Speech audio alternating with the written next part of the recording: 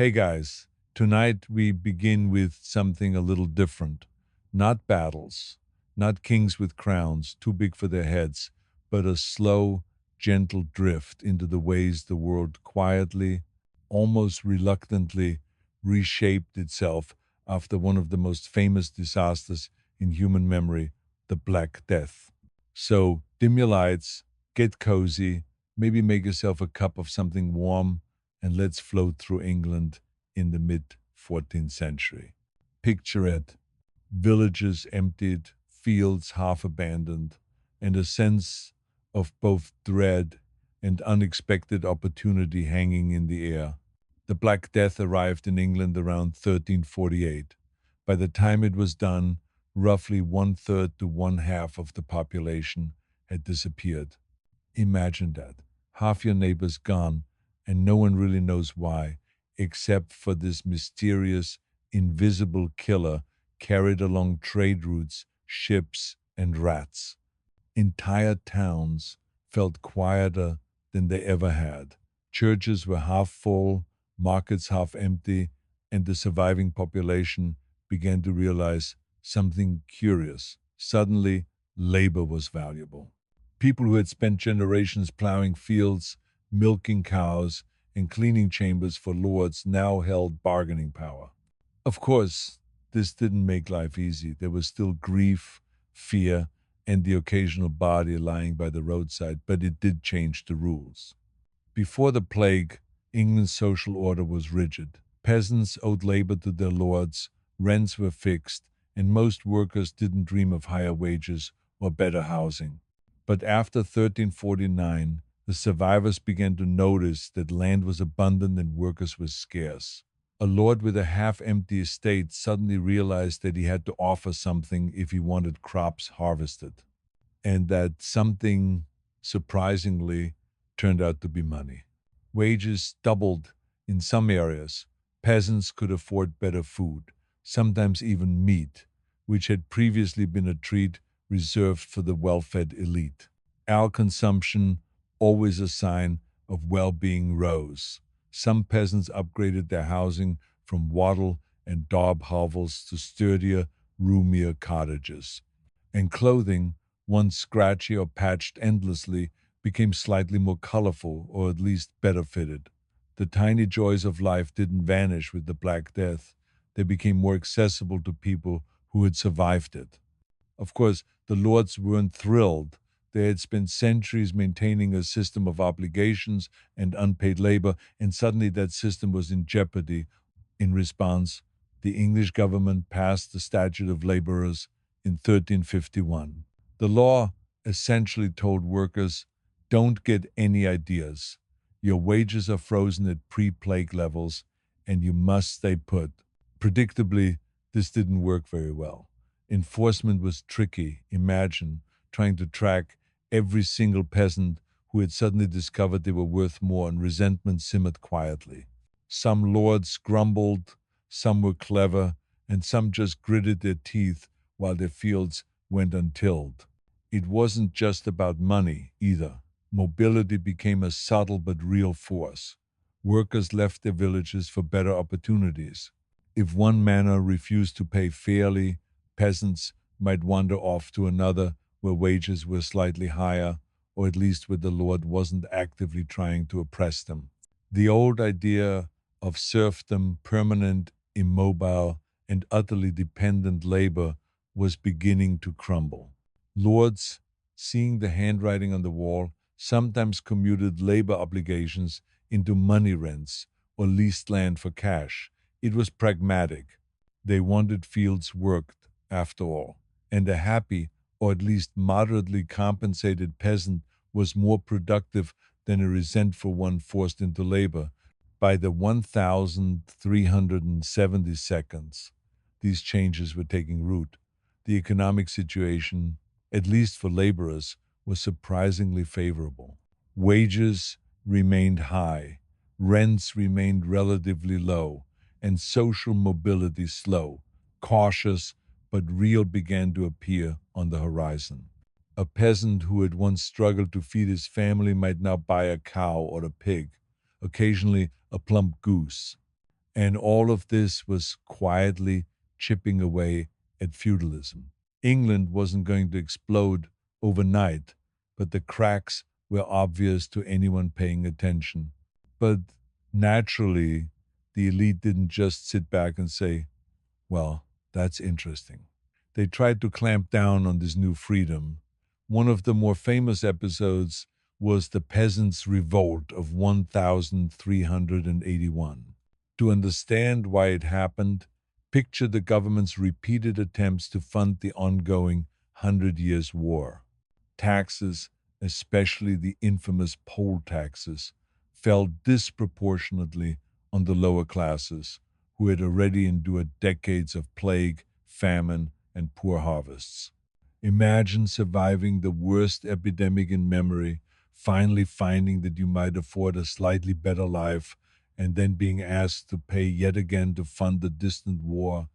It's like running a marathon and being handed a bill for shoes at the finish line. Not surprisingly, resentment boiled over. The revolt wasn't massive by modern standards, but it was loud enough to scare the king and his advisors. Rebels demanded an end to serfdom, fair wages, and tax relief. Leaders like Wat Tyler became the public face of discontent. For a brief moment, it looked as though the medieval order might shift dramatically. The rebellion, however, was crushed. Tyler died, promises of charters were revoked, and reprisals followed. The elite restored order with their usual mixture of fear and authority. Yet, even in failure, the revolt had subtle long term consequences. The government largely abandoned further poll taxes, and lords quietly realized that improving terms for tenants might prevent future unrest. The lesson was slow and understated. Repression could only go so far in a world where labor had suddenly become valuable. By the late 14th and early 15th centuries, the long term effects of the Black Death were undeniable. Serfdom, which had defined English life for centuries, declined sharply. By 1500, it was nearly gone, replaced by wage labor and tenant farming. Real wages and living standards for surviving peasants peaked. For the first time, a significant portion of the rural population could envision a life with slightly more security, slightly better nutrition, and slightly fewer obligations to a lord. Some peasants even began to amass small holdings, becoming yeoman farmers in a quiet, gradual shift toward market oriented agriculture. England was transforming economically, socially, and subtly politically, though no one was likely writing speeches about it. It was just happening, quietly, as life tends to do when left to its own devices. And so the Black Death, which initially seemed like the end of the world, paradoxically created opportunities. The survivors found themselves with leverage, better conditions, and a society slowly adjusting to the fact that half the people no longer existed. There was grief. Of course, always grief, but alongside it was a kind of unexpected agency for laborers, for peasants, for anyone who had endured the plague. The world had changed. Slowly, quietly, almost imperceptibly, the social order began to bend. England's economy, social structures, and even cultural expectations began to align with this new reality. And all of it began with a simple, grim fact. Too many people had died. Let's float over to another aspect of this transformation, something perhaps less discussed, but no less interesting.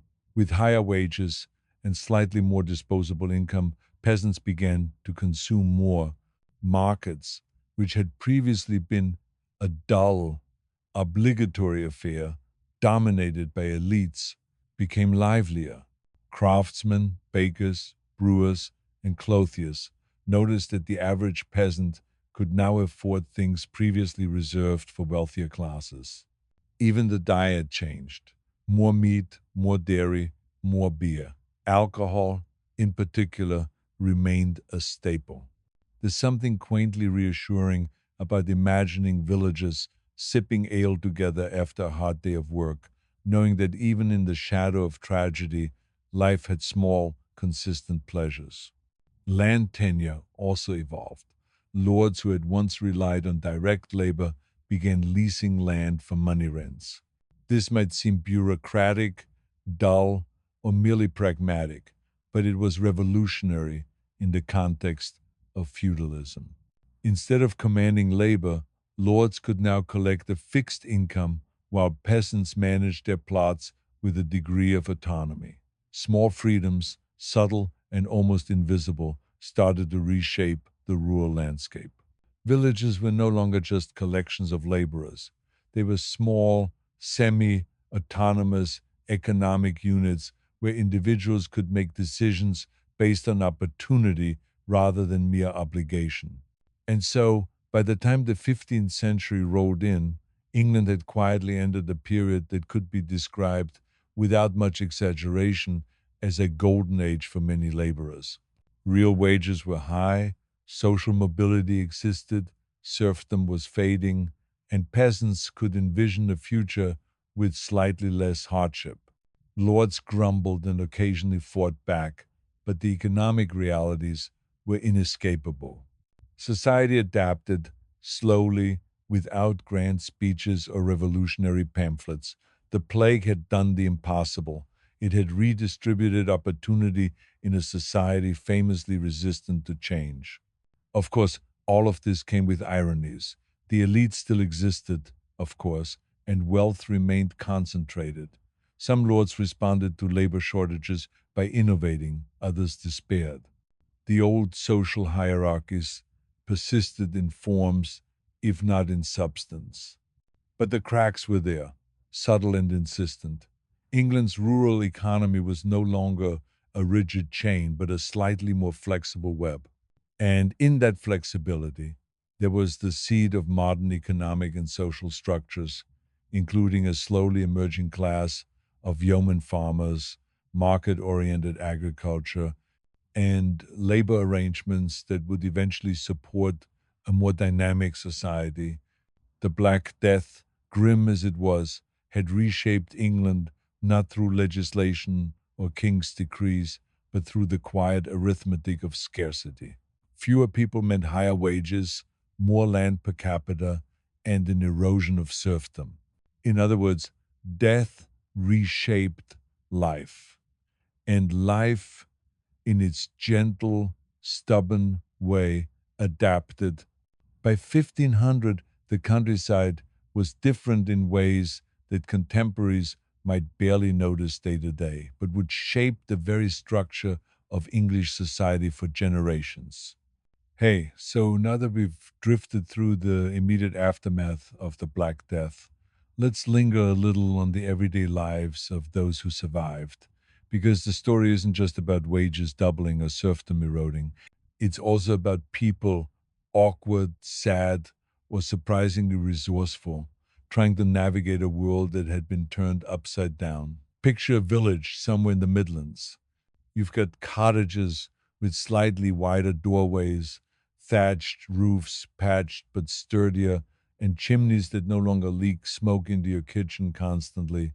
The people inside are a mix of grief, opportunity, and mild confusion. Imagine Mrs.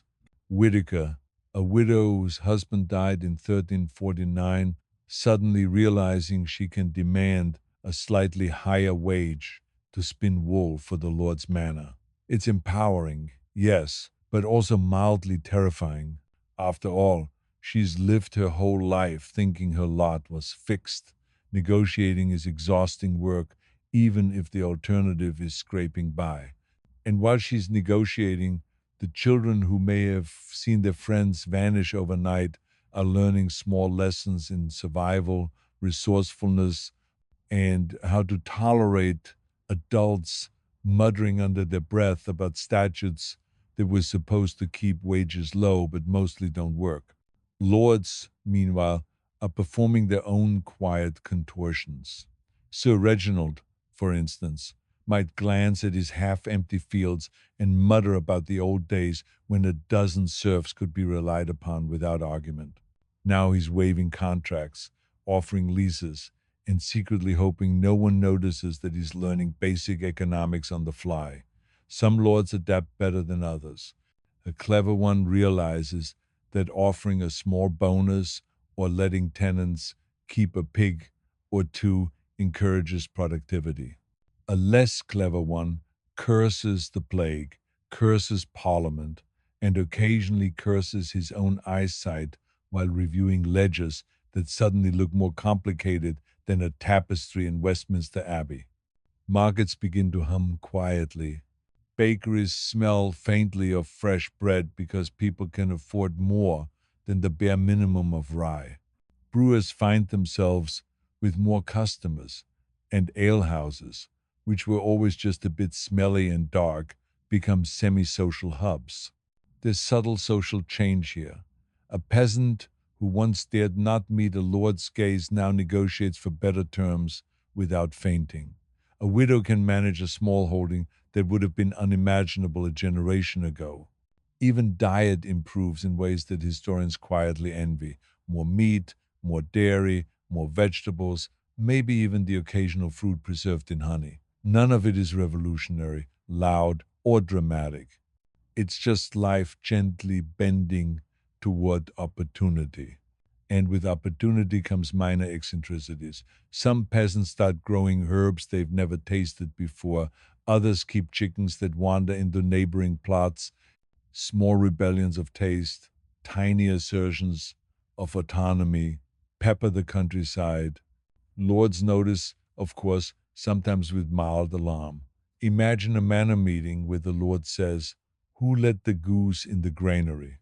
And a peasant replies, deadpan, "It wandered, me lord, and it is fatter than your steward." The Black Death also subtly shifted family dynamics. Widowhood was common, and households sometimes doubled up for practical reasons. Extended families became temporary communities of mutual support. Children who had survived were often raised with stories of scarcity and death, producing a generation quietly skeptical of authority but adept at making do. Some lords noticed this and tried to instill obedience through education or discipline, but practical realities often won. If you needed someone to harvest barley, whether they were respectful or not was secondary. One of the more ironic side effects was that lords occasionally found themselves dependent on the very laborers they had previously considered disposable. It's like discovering your most reluctant employee suddenly holds the keys to your office and also to your barn. And then there's migration. Workers left villages for slightly better wages elsewhere. Roads saw more foot traffic. Inns became busier. Ideas, rumors, and small practical knowledge traveled with these people. If Sir Reginald in Norfolk refused to pay well, someone might simply walk 20 miles to Suffolk and find a better deal. Social mobility, while still tiny in scale compared to modern standards, was real. It was as if the world had shifted imperceptibly under everyone's feet, and only the patient observers noticed. Peasant women, in particular, found slightly more leverage. A widow running a plot could negotiate rents more aggressively. Married women occasionally found that their labor could be exchanged for small favors or privileges, not just the bare minimum required. Children learned trades that might have been inaccessible before. Spinning, weaving, brewing, and small scale carpentry became not just survival tasks but potential income sources. Meanwhile, lords tried to reassert control. Statutes were passed, fines levied, and local courts convened. But enforcement was uneven. Local juries, often composed of neighbors and distant cousins of the accused, had little interest in punishing minor transgressions harshly. Sometimes the best a lord could do was sigh, adjust his expectations, and wait for the next tax assessment to arrive. By the 1380 seconds, tension had built quietly but unmistakably. Poll taxes, levied to fund wars in France, combined with existing resentment over wages and obligations, created the conditions for the peasants' revolt. The revolt was, in many ways, a natural outcome of decades of subtle economic change. Rebels demanded fair treatment, lower taxes, and, of course, the impossible, an immediate end to serfdom. Leaders like Wat Tyler symbolized the movement walking the thin line between negotiation and open defiance. Their deaths and the eventual suppression of the revolt seemed to restore the old order on the surface. Promises were revoked, leaders executed, and order returned. Yet beneath that veneer, the countryside had already changed irrevocably. Lords, subtly aware that their survival depended on practical concessions, often made informal agreements to improve conditions. Wages remained higher than before the plague, mobility continued, and serfdom eroded quietly over the coming decades. By 1500, the social landscape looked very different from the rigid, pre-plague feudalism of the early 1300s. Real wages had peaked, diets improved, housing subtly upgraded, and a new class of yeoman farmers emerged. Even if the elite didn't like it, the economic reality was undeniable. Markets flourished, consumption increased, and small scale entrepreneurship became possible in ways it never had been. The Black Death, in other words, reshaped life, not with speeches or decrees, but through scarcity, survival, and the quiet persistence of opportunity. People adapted, made use of what was available, and slowly built a society where labor had tangible value. And in that gentle, almost imperceptible shift, we can trace the faint beginnings of modern economic and social structures. England's countryside, once a rigid grid of obligations, became a flexible web of labor, leases, and small freedoms. Peasants who survived learned to assert themselves. Lords learned to negotiate, or at least tolerate negotiation, and the rhythm of daily life quietly changed. Not dramatically, not violently, but irreversibly. In that sense, the Black Death was not just an end, but a beginning, a slow, quiet pivot from rigid feudalism toward a more adaptive, market aware society. And if we listen closely, we can almost hear the soft hum of life continuing. A child running with a bucket, a widow arranging her small holding, a lord sighing over his ledgers, a brewer polishing mugs for slightly wealthier customers, all part of a gentle, persistent post plague rhythm that would shape England for generations. Hey, so let's drift a bit closer into the lives of individuals, because statistics and laws are all well and good, but the real story is in the little details, the awkward, sad, or mildly amusing human moments that happen when half the world has vanished and everyone else is trying to figure out what to do next. Picture Robert, a peasant in East Anglia. His father, mother, two siblings, and most of the neighbors died in the Black Death.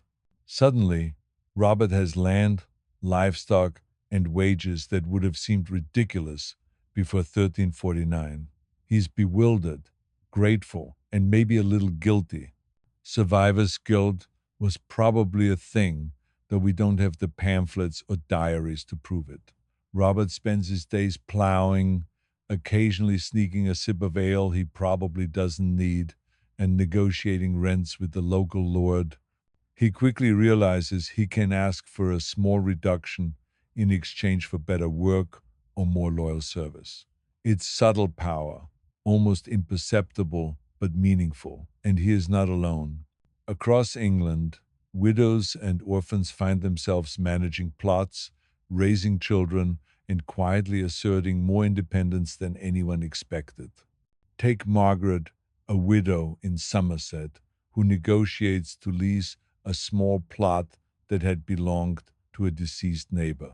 She cannot read or write, but she understands value, leverage, and that the lord with empty fields is more vulnerable than she is.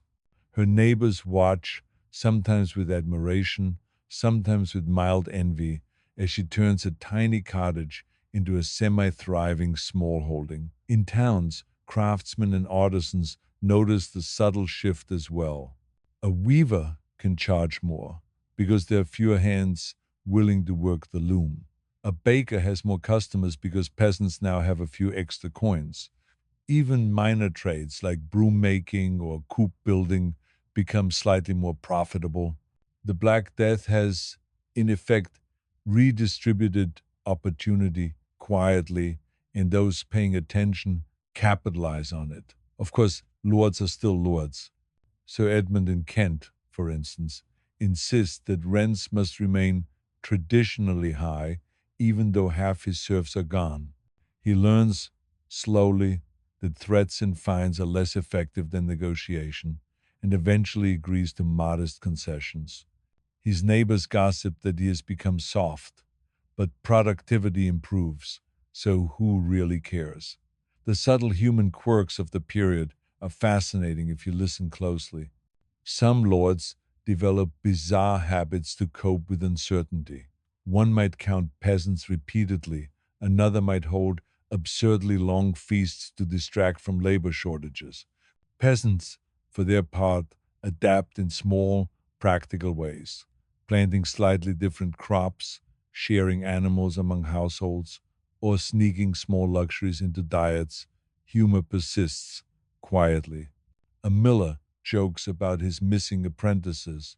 A widow teases neighbors about who can brew the best ale, and children invent games based on scavenging leftover crops. Nothing dramatic, nothing heroic, just life gently persisting. The Peasants' Revolt of 1381 adds another layer of complexity. Leaders like Wat Tyler and Jack Straw symbolize frustrations that had been simmering for decades, not just one off grievances.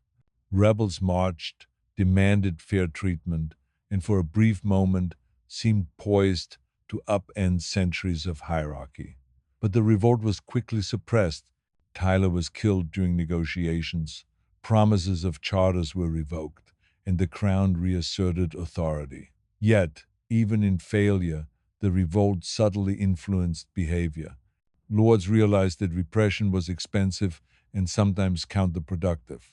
Taxes were adjusted, rents slightly moderated, and wages quietly stabilized at higher levels than pre plague norms. Human behavior, in other words, adjusted slowly, pragmatically, and often humorously, even under the shadow of authority. In villages across England, small personal stories reveal the texture of this transition. There is Thomas, who inherited a cottage and a cow from a deceased uncle. He has no formal education but quickly learns that by exchanging a portion of milk for minor labor on the Lord's estate, he can keep more for himself. There is Alice, who manages a garden once tended by servants and discovers that she can grow vegetables that even a lord would pay a small sum for. There is humor in these small rebellions, in the tiny assertions of autonomy that mark the quiet decline of rigid feudal structures. Life, despite tragedy, continues in idiosyncratic ways. Markets, inns, and alehouses hum quietly. Tradespeople notice subtle increases in income. Villages negotiate rents and leases with a faint sense of empowerment, and lords grudgingly accept that the world has shifted beneath their feet. Marriage, inheritance, and family structures adjust imperceptibly. Widows manage plots, children gain small property rights, and communities reorganize around practical realities rather than tradition alone. Even small luxuries, meat, ale, wool, become more accessible. The slow rhythm of daily life, punctuated by human quirks, grief, humor, and quiet bargaining, defines the post plague period in ways that statistics alone cannot capture. And it is in these everyday interactions, these subtle adjustments, that England gradually becomes a society where labor has value, autonomy exists, and social structures bend toward practicality. In essence, the Black Death reshaped not just demographics and economics, but the texture of daily existence. People learned to survive, negotiate, and adapt. Lords learned that coercion was often less effective than compromise. Markets, diets, housing, family structures all shifted, slowly and quietly, without fanfare. The rhythm of life continued differently than before, with small freedoms, slightly higher standards of living, and a society that had learned through tragedy to value labor and adapt to scarcity. And as we drift through these details, it becomes clear that history isn't just about kings and battles, or statutes and revolts. It is about human adaptation, subtle power shifts, and the quiet persistence of life, humor, and resilience, even in the aftermath of catastrophe. England after the Black Death is a landscape of contradictions, grief and opportunity, scarcity and abundance, repression and autonomy, all coexisting in the daily rhythms of peasants, artisans, lords, and widows who quietly shaped the society that would endure for generations. Hey, so let's continue floating through post plague England, this time focusing on the long term changes that settled in during the late 14th and early 15th centuries. By now, enough time had passed that people were adjusting to a world with fewer neighbors, slightly higher wages, and, for the first time in generations, small freedoms that felt strange but welcome. Picture a village in Warwickshire.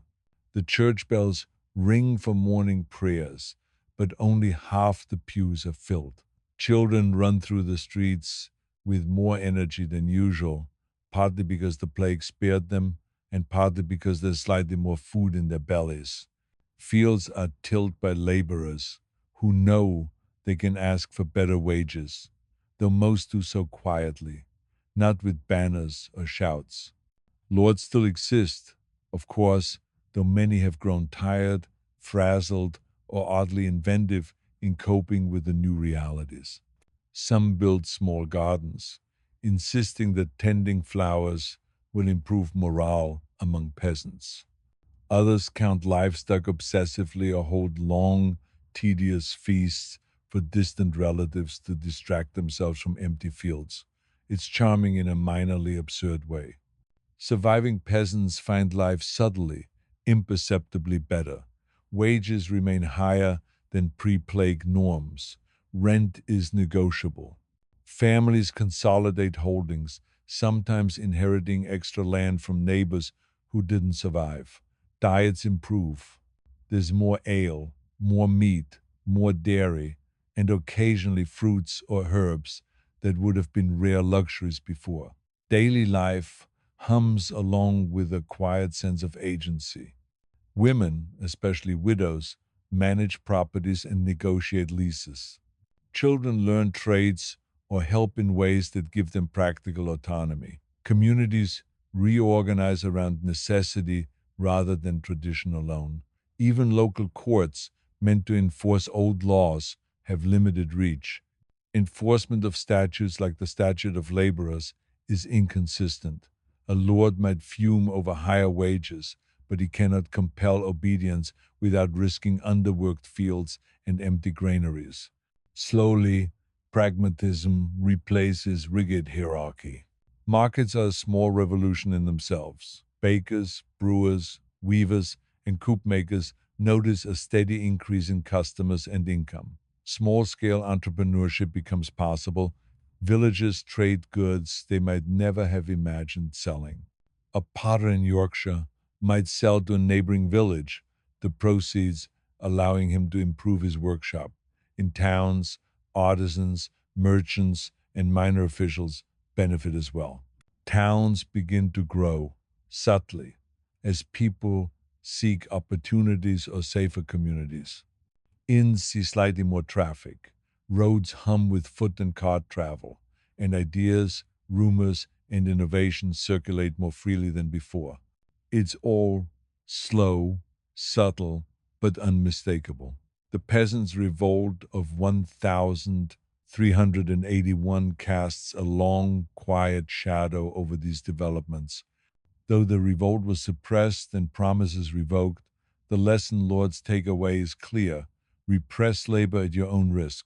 Subsequent taxes are lighter, rents slightly moderated, and coercion is tempered by pragmatism. Human behavior, even in an era of strict hierarchy, cannot be ignored.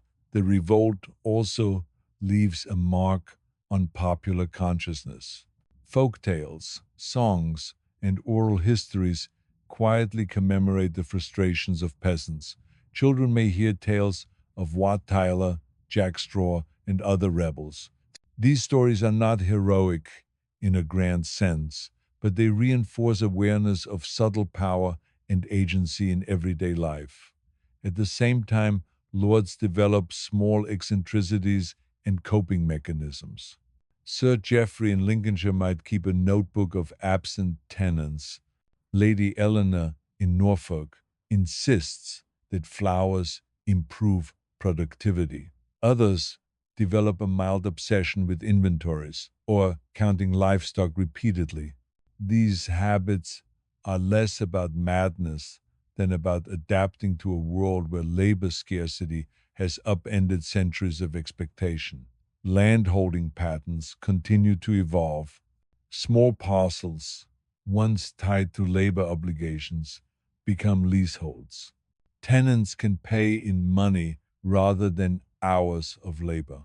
Lords, desperate to keep fields productive, increasingly favor practical arrangements over rigid traditions. This change is not dramatic or revolutionary.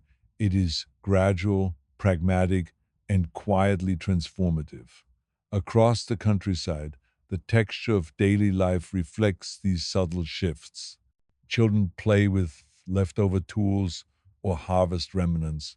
Widows manage plots, occasionally negotiating better rents. Peasants exchange goods, brew ale, and subtly assert autonomy. Markets hum, inns serve more customers, and villages adapt in minor but meaningful ways. Humor persists. The miller jokes about missing apprentices, neighbors tease one another about livestock, and children invent games that incorporate work and survival. Life continues, gently, persistently, with small adjustments that cumulatively reshape society. By the late 15th century, these changes consolidate. Serfdom has largely vanished. Wage labor predominates. Tenant farming becomes standard. Real wages remain higher than pre-plague levels. Housing and diets improve, and small freedoms allow for incremental social mobility. A golden age for laborers quietly emerges. The economy becomes more market-oriented. Yeoman farmers, smallholders with modest autonomy, represent a new social layer that did not exist in pre-plague England. The countryside hums with activity, subtly different than before. Lords grumble, adapt, or invent eccentricities, but practical necessity dictates outcomes. Social structures are flexible in ways they were not previously. Human adaptation, grief, humor, and small rebellions coexist. Families reorganize, communities negotiate, markets thrive, and labor has value. And in all of this, we glimpse the slow, quiet emergence of a society that is both recognizably medieval and subtly proto modern. England, scarred by plague, reshaped by scarcity, and subtly transformed by human persistence, continues its quiet rhythms. A child runs with a bucket, a widow arranges her garden, a lord sighs over accounts, a brewer polishes mugs, a baker kneads dough. Life goes on, slightly better, slightly freer, subtly different, all because enough people had died to force adaptation. The Black Death, grim as it was, becomes the catalyst for subtle economic, social, and cultural transformation.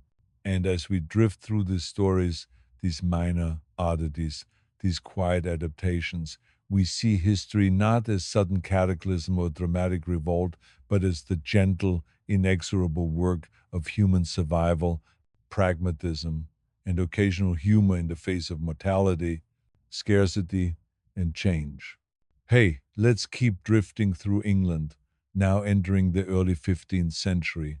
By this point, enough time had passed that the shock of the Black Death was no longer raw, but its effects lingered in daily life. Fields were productive, markets were humming quietly, and villages were subtly reorganized. Life had settled into a new rhythm, though not without quirks, minor frustrations, and the occasional human oddity. Imagine Sir Reginald in Devon. He inherited his manor from a father who barely survived the plague, and he is quietly panicked by the fact that he has far fewer serfs than he expected. In response, he counts livestock obsessively every morning, sometimes muttering under his breath about absconding tenants, sometimes staring at his fields for long stretches, hoping the plants will grow faster if he looks at them hard enough. His wife, Lady Beatrice, has taken to cataloging the family's silverware, worried that absent minded servants might misplace a spoon. This is not unusual. Lords of the period often adopted minor eccentricities as a coping mechanism for labor shortages, economic uncertainty, or just the general existential discomfort of having survived a plague that wiped out half the population. Meanwhile, peasants quietly leveraged the improved situation. John, a plowman in Yorkshire, discovers that by negotiating a small cash payment instead of labor, he can keep more of his harvest. He doesn't shout about it, he simply does it. Other villagers notice and imitate him quietly. A widow, Margaret, manages her late husband's small holding, bartering excess milk for minor favors from the Lord.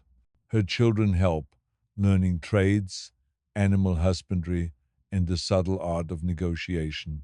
These micro adjustments accumulate across England. Fields are worked, markets are stocked, and villages hum with slightly more prosperity than before. Diets have improved. Ale remains a staple, but there's also more meat, more dairy, and occasional treats like cheese or fruit preserved in honey. Clothing is slightly better than decades ago. Children wear patched but serviceable garments that at least keep them warm. Life is mundane in the best way, predictable, rhythmic, and just slightly better than before. Small luxuries quietly mark the difference between pre plague and post plague life. Markets sell goods that were once elite only. Bakeries, weavers, coop builders, and minor craftsmen notice subtle increases in trade. Inns have more guests. Towns begin to grow slowly as laborers seek opportunity or security. Roads are busier, and ideas travel in the form of rumors, advice on farming, and sometimes recipes for bread or ale. Humor persists quietly. Villagers joke about missing chickens, wandering pigs, or a lord's obsessive counting. Children invent small games involving leftover harvest tools. Even minor rebellions, like secretly keeping a goose or letting a pig roam, become tiny assertions of autonomy. The peasants' revolt, though long past, casts a quiet shadow. Lords are more cautious, taxes are lighter, and labor disputes are mediated more subtly. The revolt is remembered in stories, songs, and gossip, reinforcing the notion that labor has value. Landholding patterns continue to evolve. Leaseholds replace old labor obligations. Money rents predominate. Lords must adapt or see fields lie fallow. These changes are slow, pragmatic, and cumulative, not dramatic or immediate. Families adjust to new realities. Widows manage plots, Children inherit or work small holdings, and communities reorganize around necessity rather than strict tradition. These adaptations quietly strengthen the resilience of rural society. Cultural life, while modest, is also affected. Festivals continue, though participation is smaller due to population loss. Local fairs sell slightly more diverse goods because peasants can afford them. Craftsmanship subtly improves, and practical knowledge, like crop rotation or animal breeding, circulates more effectively as peasants share experience. Social mobility, though limited, becomes visible. Successful peasants can accumulate small amounts of land, improve housing, and participate more actively in village decisions. Some become yeoman farmers, marking the emergence of a modest but significant social layer that did not exist before the Black Death. Lords continue to adapt in minor eccentric ways. Some hold long, tedious feasts to distract from empty fields. Others meticulously catalog livestock, silverware, or grain stores.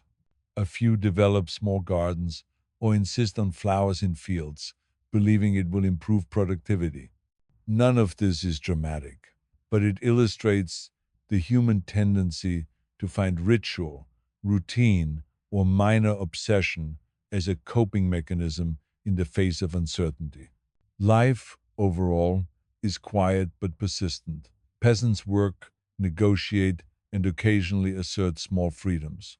Lords grumble, adapt, or invent eccentric habits. Markets hum.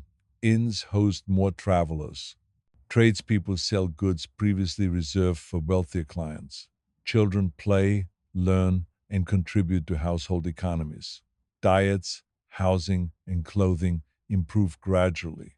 The social texture of England is subtly but unmistakably different than it was in 1348. Scarcity, grief, opportunity, and adaptation coexist. Humor, eccentricity, and quiet rebellion punctuate daily routines. By the early 15th century, these cumulative changes define rural England. Serfdom is mostly gone, wage labor predominates, tenant farming is standard, real wages are higher than pre plague levels, housing, diet, and clothing are improved. Small freedoms enable incremental social mobility. Markets and consumption increase. Yeoman farmers emerge as a distinct class. Economic and social structures, though still hierarchical, bend subtly toward pragmatism and human adaptation. The Black Death, in other words, reshapes not just population figures, but the texture of daily existence, the way peasants manage land, the way lords obsess over minor details, the way families organize, and the way communities negotiate scarcity and opportunity. Life continues quietly, persistently, and subtly better for many, demonstrating that even in the shadow of catastrophe, human resilience, adaptation, and occasional humor create enduring social and economic transformations. Children run with buckets, widows tend gardens, lords count livestock, bakers knead dough, brewers polish mugs. Life goes on, altered gently, persistently, irrevocably. Gently into the late 15th century, when the changes set in motion by the Black Death had fully rippled through rural and town life. By this point, enough decades had passed that survivors were no longer living in immediate memory of the plague, but its effects still structured everyday existence in subtle ways. Villages hum with a quiet, persistent energy. Fields are managed by tenant farmers who understand the value of their labor. Markets operate with slightly more regularity. Alhouses host conversations about crops, livestock, and occasionally gossip about the Lord's minor eccentricities. Lords continue their routines, though now slightly tempered by pragmatism. Some obsess over inventories, counting grain, livestock, or silverware repeatedly. Others cultivate ornamental gardens or insist on flowers in fields, believing this will improve morale or productivity, though historians today might call it whimsical. Still others are quietly resigned, accepting that labor cannot be commanded but must be negotiated. Peasants, in contrast, have settled into a rhythm of increased agency. By now, leaseholds predominate. Paying money rent rather than labor is standard. Families inherit or consolidate land. Small surpluses of food and income allow occasional indulgences, extra ale, meat, or cloth previously reserved for wealthier households. Widows manage plots, children learn trades, and small communities develop social structures around practical realities rather than rigid feudal hierarchies. Humor persists. Villagers quietly joke about wandering pigs, missing chickens, or a lord's obsession with counting grain. Children invent games that mirror adult work. Markets buzz quietly as craftsmen, weavers, coop builders, and bakers trade slightly more than before. Towns grow slowly, roads carry more travelers, and knowledge circulates. Even recipes, techniques for brewing ale, or advice on crop rotation travel from village to village. The peasants' revolt of 1381, though decades passed, still casts a faint shadow. It reminds lords and peasants alike that excessive oppression is costly. Taxes are moderate, wages remain higher than pre plague norms, labor disputes are handled with subtle negotiation rather than brute force. Families benefit from incremental social mobility, small holdings accumulati, yeoman farmers emerge, forming a modest but significant new social stratum. Their homes are sturdier, their tools better, their influence slowly growing. Life is mundane, predictable, and quietly prosperous. A plowman in Lincolnshire tends fields, negotiates, rents, and occasionally sneaks a goose for dinner. A widow in Devon manages a small plot, barters excess milk, and teaches her children trades. Lords fret over inventories, hold tedious feasts, or obsess over ornamental gardens. Markets sell goods previously limited to elites. Inns hum with travelers and gossip. Children play and help in household economies. Diets, clothing, and housing steadily improve.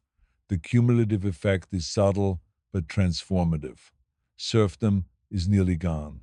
Wage labor predominates. Tenant farming structures are standard. Markets and trade quietly expand. Small freedoms, negotiation, and pragmatism shape rural society. Scarcity, grief, humor, and opportunity coexist. Villages function as adaptive units, quietly reshaping English economic and social structures. Lords, while still elite, adapt eccentric habits. Peasants leverage agency gained after the Black Death. Markets, inns, and small trades thrive. Families reorganize for survival and modest prosperity. Life continues in a steady rhythm. By the end of the 15th century, England's countryside has become recognizably modern in its social and economic contours, even if daily life remains slow and rural. Labor has value. Families manage plots with autonomy. Markets facilitate modest entrepreneurship. Yeoman farmers emerge. Small freedoms accumulate across villages. Cultural life festivals, fairs, markets continues with subtle enhancements. Humorous eccentricities abound among lords and villagers alike. Children grow up learning practical skills, social negotiation, and minor forms of autonomy. The memory of the Black Death, though no longer immediate, continues to shape expectations and behaviors.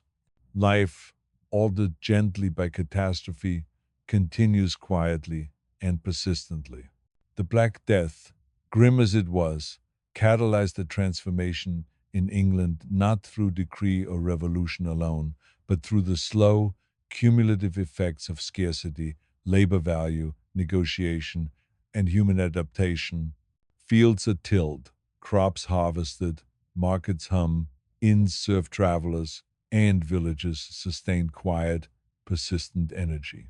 Diets, housing, and social mobility have subtly improved. Lords continue eccentric habits, peasants quietly assert agency, and families adapt with resilience and humor. Daily life, ordinary as it appears, is a product of centuries long change, rooted in catastrophe but transformed by subtle, persistent human adaptation. England, scarred yet adaptive, settles into a new rhythm, one that balances scarcity with opportunity, hierarchy with negotiation, grief with quiet humor, and mortality with the persistent rhythms of survival and subtle prosperity. Early 16th century, when the long, quiet effects of the Black Death had fully settled into daily life. Serfdom, which had defined England for centuries, was almost entirely gone.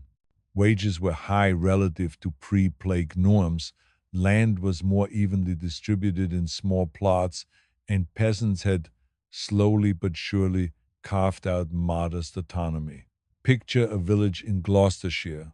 The sun rises over fields tilled by tenants who now manage their plots with a degree of independence unimaginable 70 years earlier. Children run through the streets carrying buckets or helping in small trades.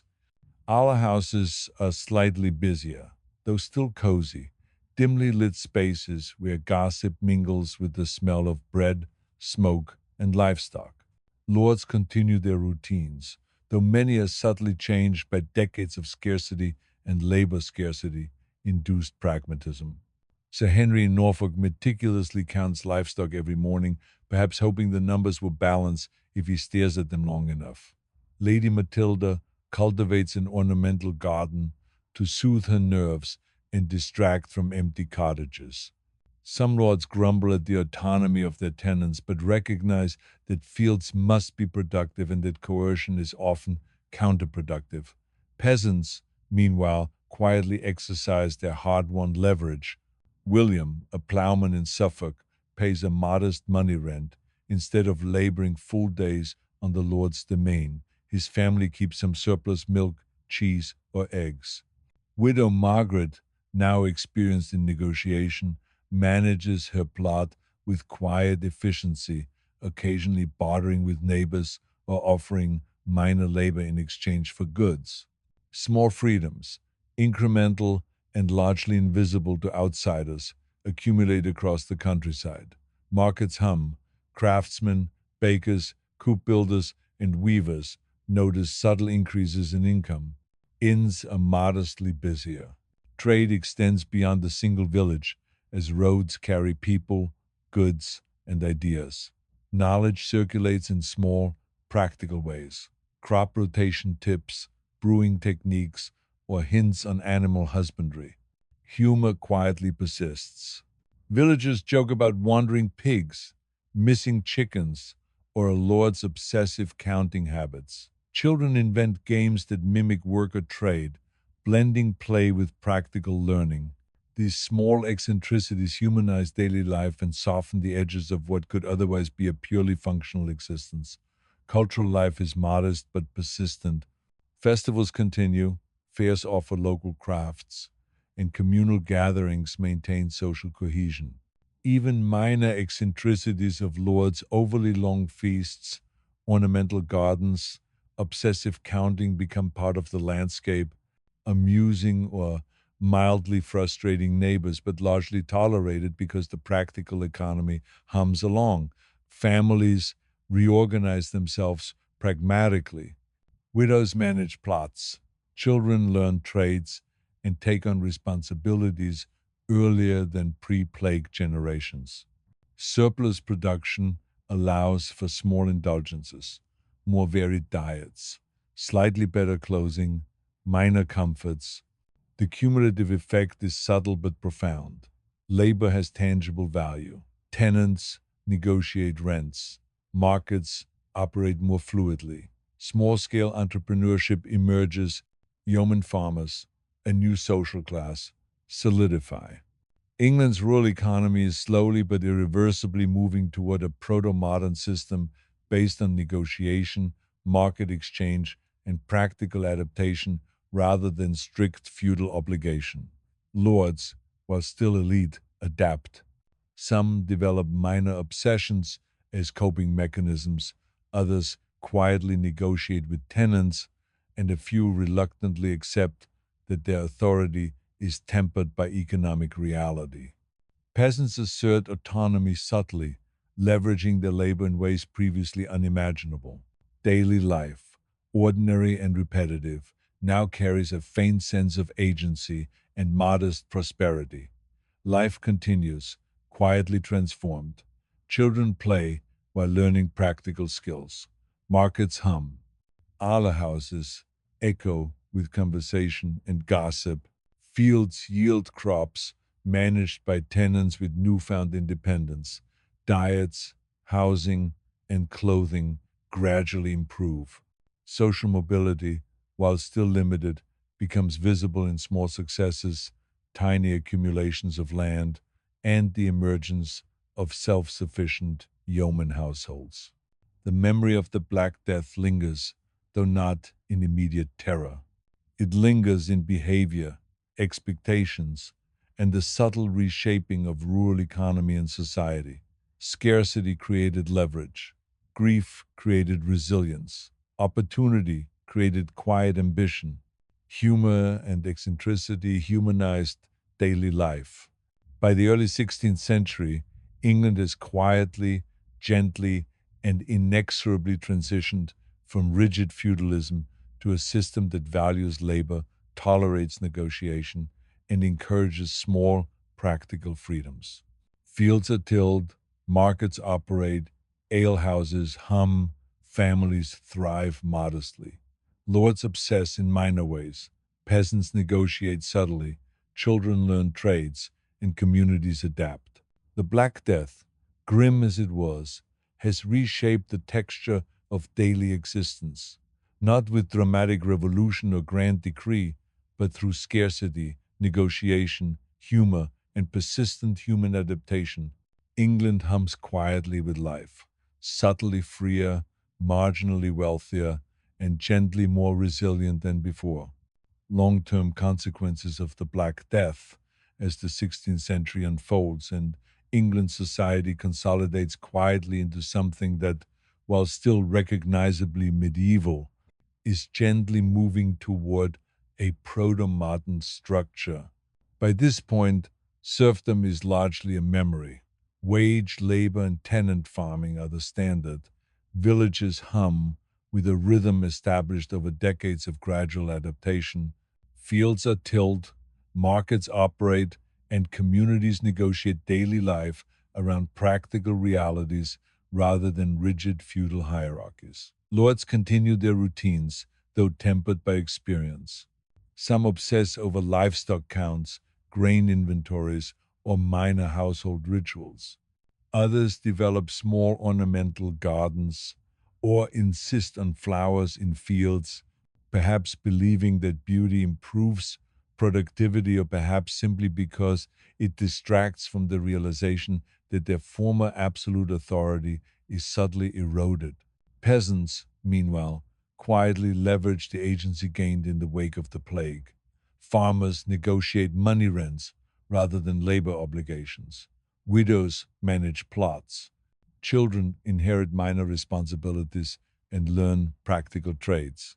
Small surpluses allow modest indulgences, extra ale, meat, occasionally better clothing, or minor household goods.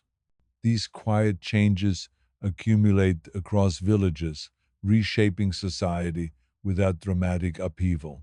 Markets hum with slightly increased trade. Artisans, bakers, weavers, coop builders, and minor craftsmen notice the subtle improvement in income. Inns are busier. Roads see more travelers, and knowledge circulates. Crop rotation techniques, minor mechanical innovations, tips on brewing ale, or even recipes for food once reserved for elites Humor continues to weave through daily life. Villagers joke about wandering pigs, missing chickens, or lords' obsessive habits. Children invent games that mimic adult labor, blending play and practical learning. Folk songs and stories, often passed down orally, quietly commemorate the hardships, frustrations, and occasional rebellions of the past. The Peasants' Revolt of 1381, though decades prior, still resonates culturally. It reminds both lords and peasants that oppression is costly and negotiation often more effective. Taxes are moderate. Wages remain higher than pre-plague levels. Labor disputes are handled with subtle pragmatism. Social mobility, though limited, becomes visible. Yeoman farmers, smallholders with modest autonomy emerge as a recognizable social layer. They consolidate plots, maintain small herds, and participate more actively in village decisions. Housing improves, diets are more nutritious, and small freedoms accumulate. Life is, on the surface, mundane, but this mundane rhythm is profoundly shaped by centuries of adaptation to scarcity, opportunity, and subtle human negotiation. Fields are managed efficiently, crops harvested with care, markets stocked and traded quietly, inns buzzing with conversation. Lords may obsess over minor details, peasants negotiate with mild assertiveness, children learn, help, and play. Villages adapt continuously. Families restructure around practical realities. Widows manage properties. Small surpluses allow minor luxuries. Trade networks expand modestly.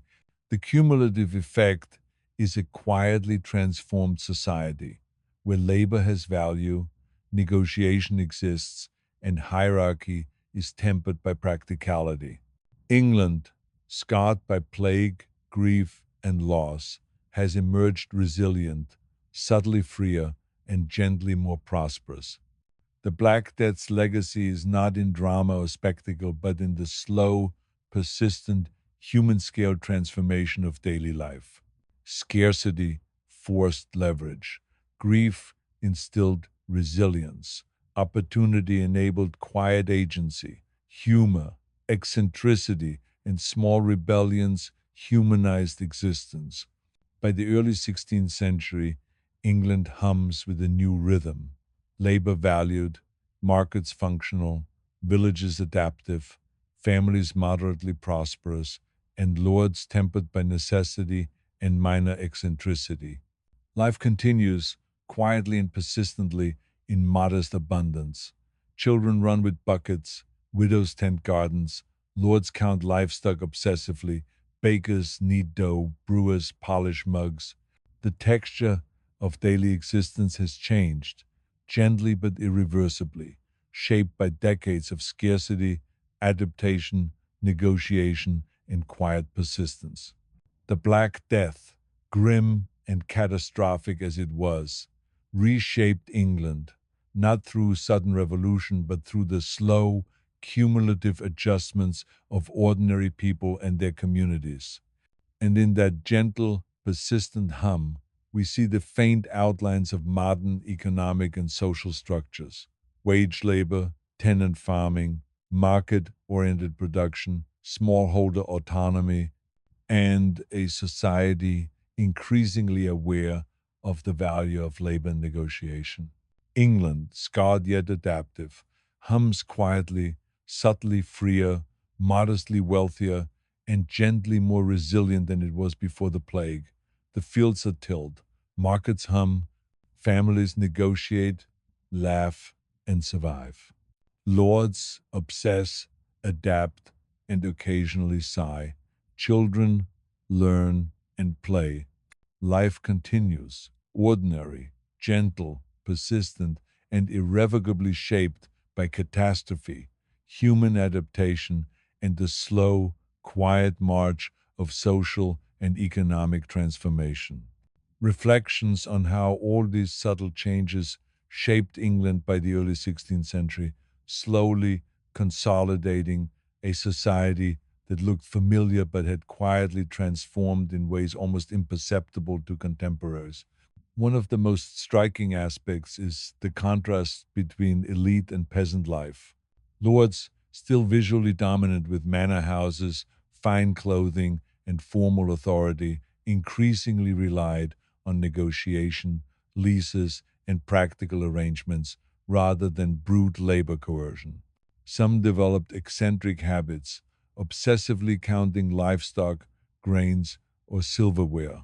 Others held ornamental gardens, long dinners, or minor pageants to maintain appearances and distract from empty cottages. There was mild amusement, mild frustration, and, in some cases, genuine resignation. Peasants, meanwhile, quietly exercised agency that had been unimaginable a generation earlier. Money rents replaced labor obligations. Widows managed plots, children inherited responsibilities and minor landholdings, and families could accumulate small surpluses to improve diets, clothing, and housing. These changes weren't dramatic or violent, but the cumulative effect was profound. Villages functioned as adaptive social and economic units. Markets hummed with slightly increased trade. Inns hosted conversations and gossip, and knowledge circulated in small, practical ways. Crop rotation, brewing techniques, animal husbandry, and minor crafts. Humor and eccentricity punctuated daily life. A lord's obsession with counting livestock might become the subject of whispered jokes. Villagers might let a pig wander, quietly asserting small autonomy. Children invented games that mimicked adult work, blending play and practical learning. The Peasants' Revolt of 1381 remained culturally resonant even decades later. Stories of Wat Tyler, Jack Straw, and other minor rebels persisted in folk memory, reinforcing the idea that coercion was costly and negotiation often more effective. Taxes were moderated, labor disputes were handled subtly, real wages remained higher than pre plague norms, and the erosion of serfdom continued quietly but inexorably. By now, a distinct class of yeoman farmers emerged. Smallholders maintained independent plots, occasionally accumulating minor wealth, participating more actively in village affairs, and quietly altering the social texture of rural England. Housing, diets, and clothing had improved, modestly but consistently. Even cultural life festivals, fairs, communal gatherings reflected the incremental prosperity of villages. Lords, while still socially dominant, increasingly had to adapt to a new reality. Some adopted eccentric habits as coping mechanisms.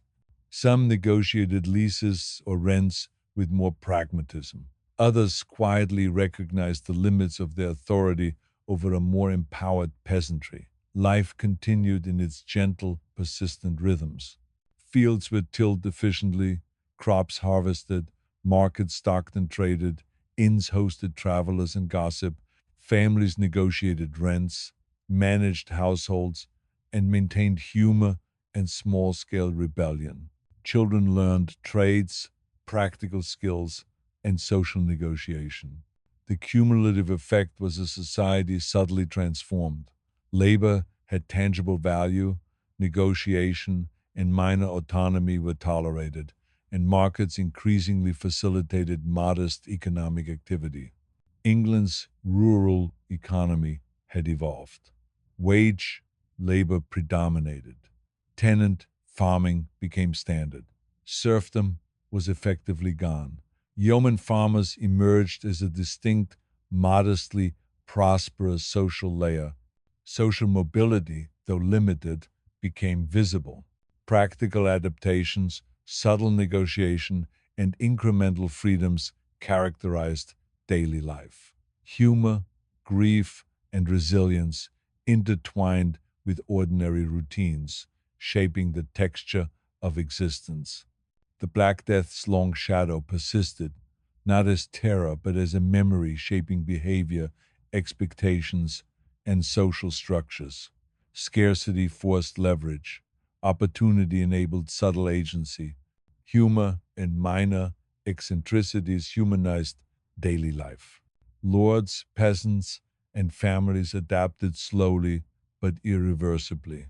England, scarred but resilient, settled into a quiet, persistent rhythm that balanced hierarchy with negotiation, scarcity with opportunity, grief with resilience, and mortality with practical adaptation.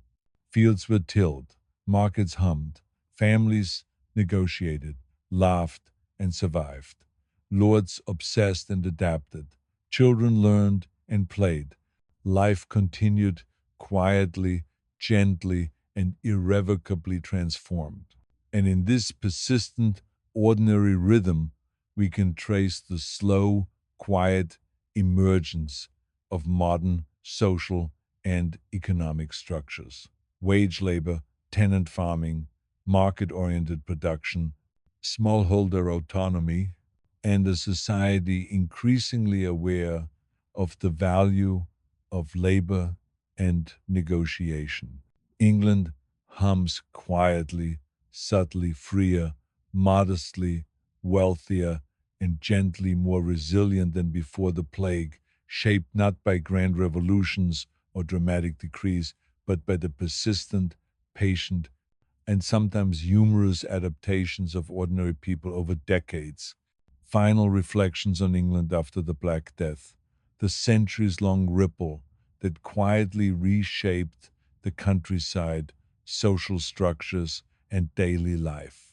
By the early 16th century, the immediate terror of the plague had faded, but its consequences persisted in ways that were subtle, persistent, and deeply human. Villages now functioned differently. Tenant farmers managed plots with modest autonomy. Widows handled households and small holdings with skill and quiet authority. Children inherited responsibilities, learned trades, and occasionally negotiated minor freedoms that would have been unthinkable before the plague. Daily life had a rhythm. Fields were plowed, crops harvested, markets stocked, alehouses hum with conversation and gossip, and craftsmen quietly sold goods to slightly wealthier customers. Lords continued to oversee estates, though often with minor eccentricities, obsessive livestock counting, ceremonial feasts, ornamental gardens, or unusual household rituals. Some grumbled at peasant autonomy, some adapted pragmatically. Humor, minor rebellion, and eccentricity softened the hierarchy and humanized daily existence. Small freedoms persisted. Peasants paid money rents rather than performing compulsory labor. Families accumulated modest surpluses, improving housing, clothing, and diets. Yeoman farmers emerged as a distinct, moderately prosperous class. Markets operated more fluidly.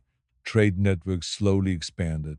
Cultural life, festivals, fairs, communal gatherings reflected these incremental changes and modest prosperity. The Peasants' Revolt of 1381, though decades passed, remained a faintly resonant cultural touchstone, reinforcing lessons about labor value, negotiation, and the limits of coercion.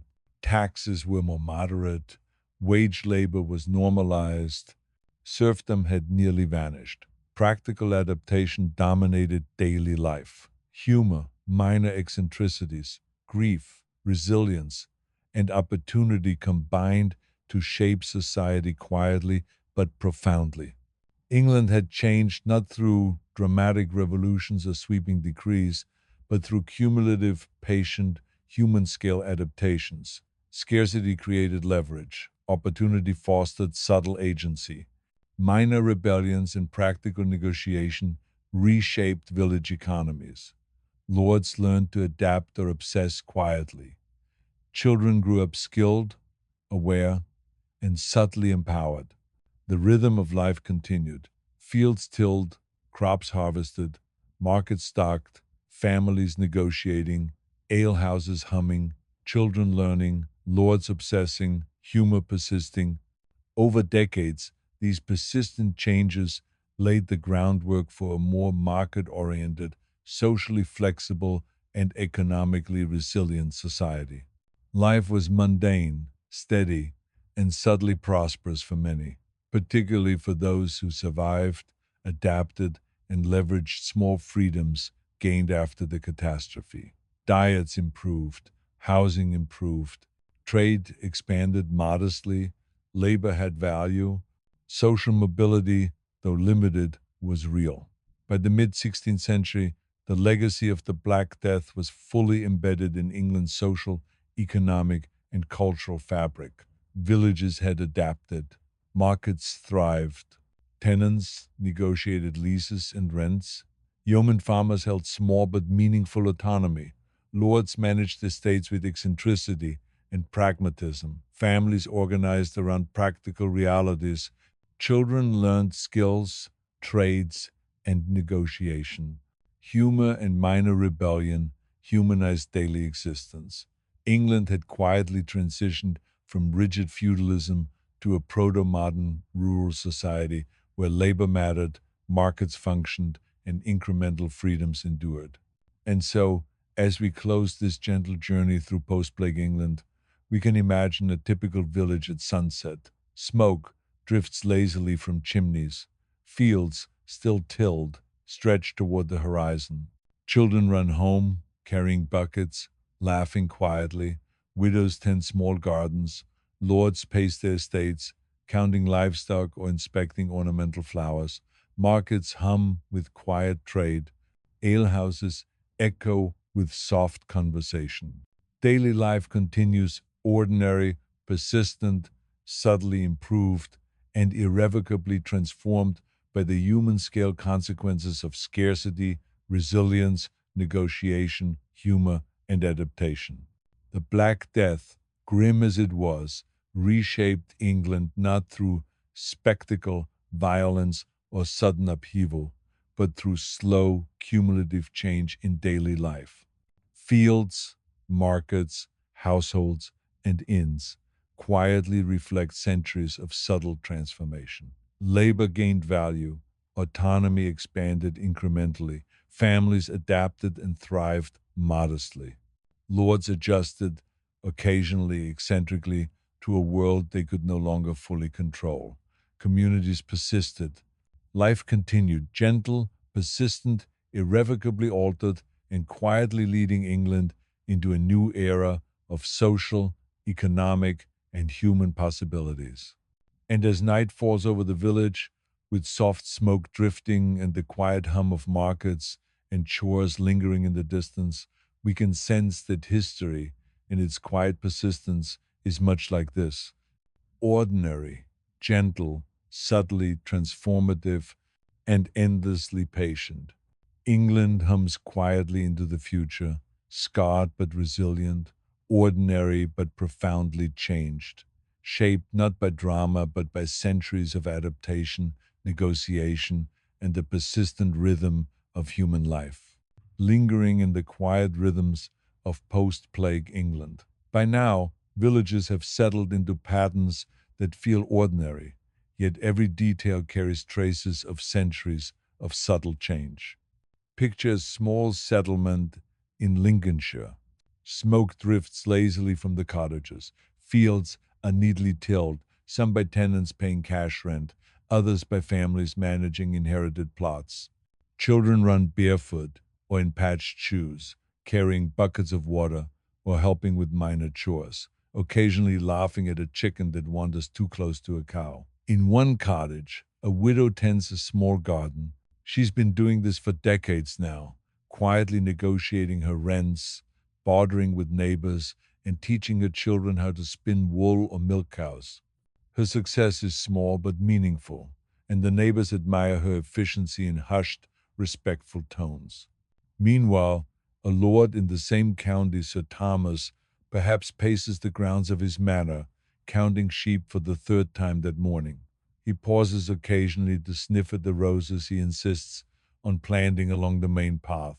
Some say it improves morale, others suspect he just enjoys the scent.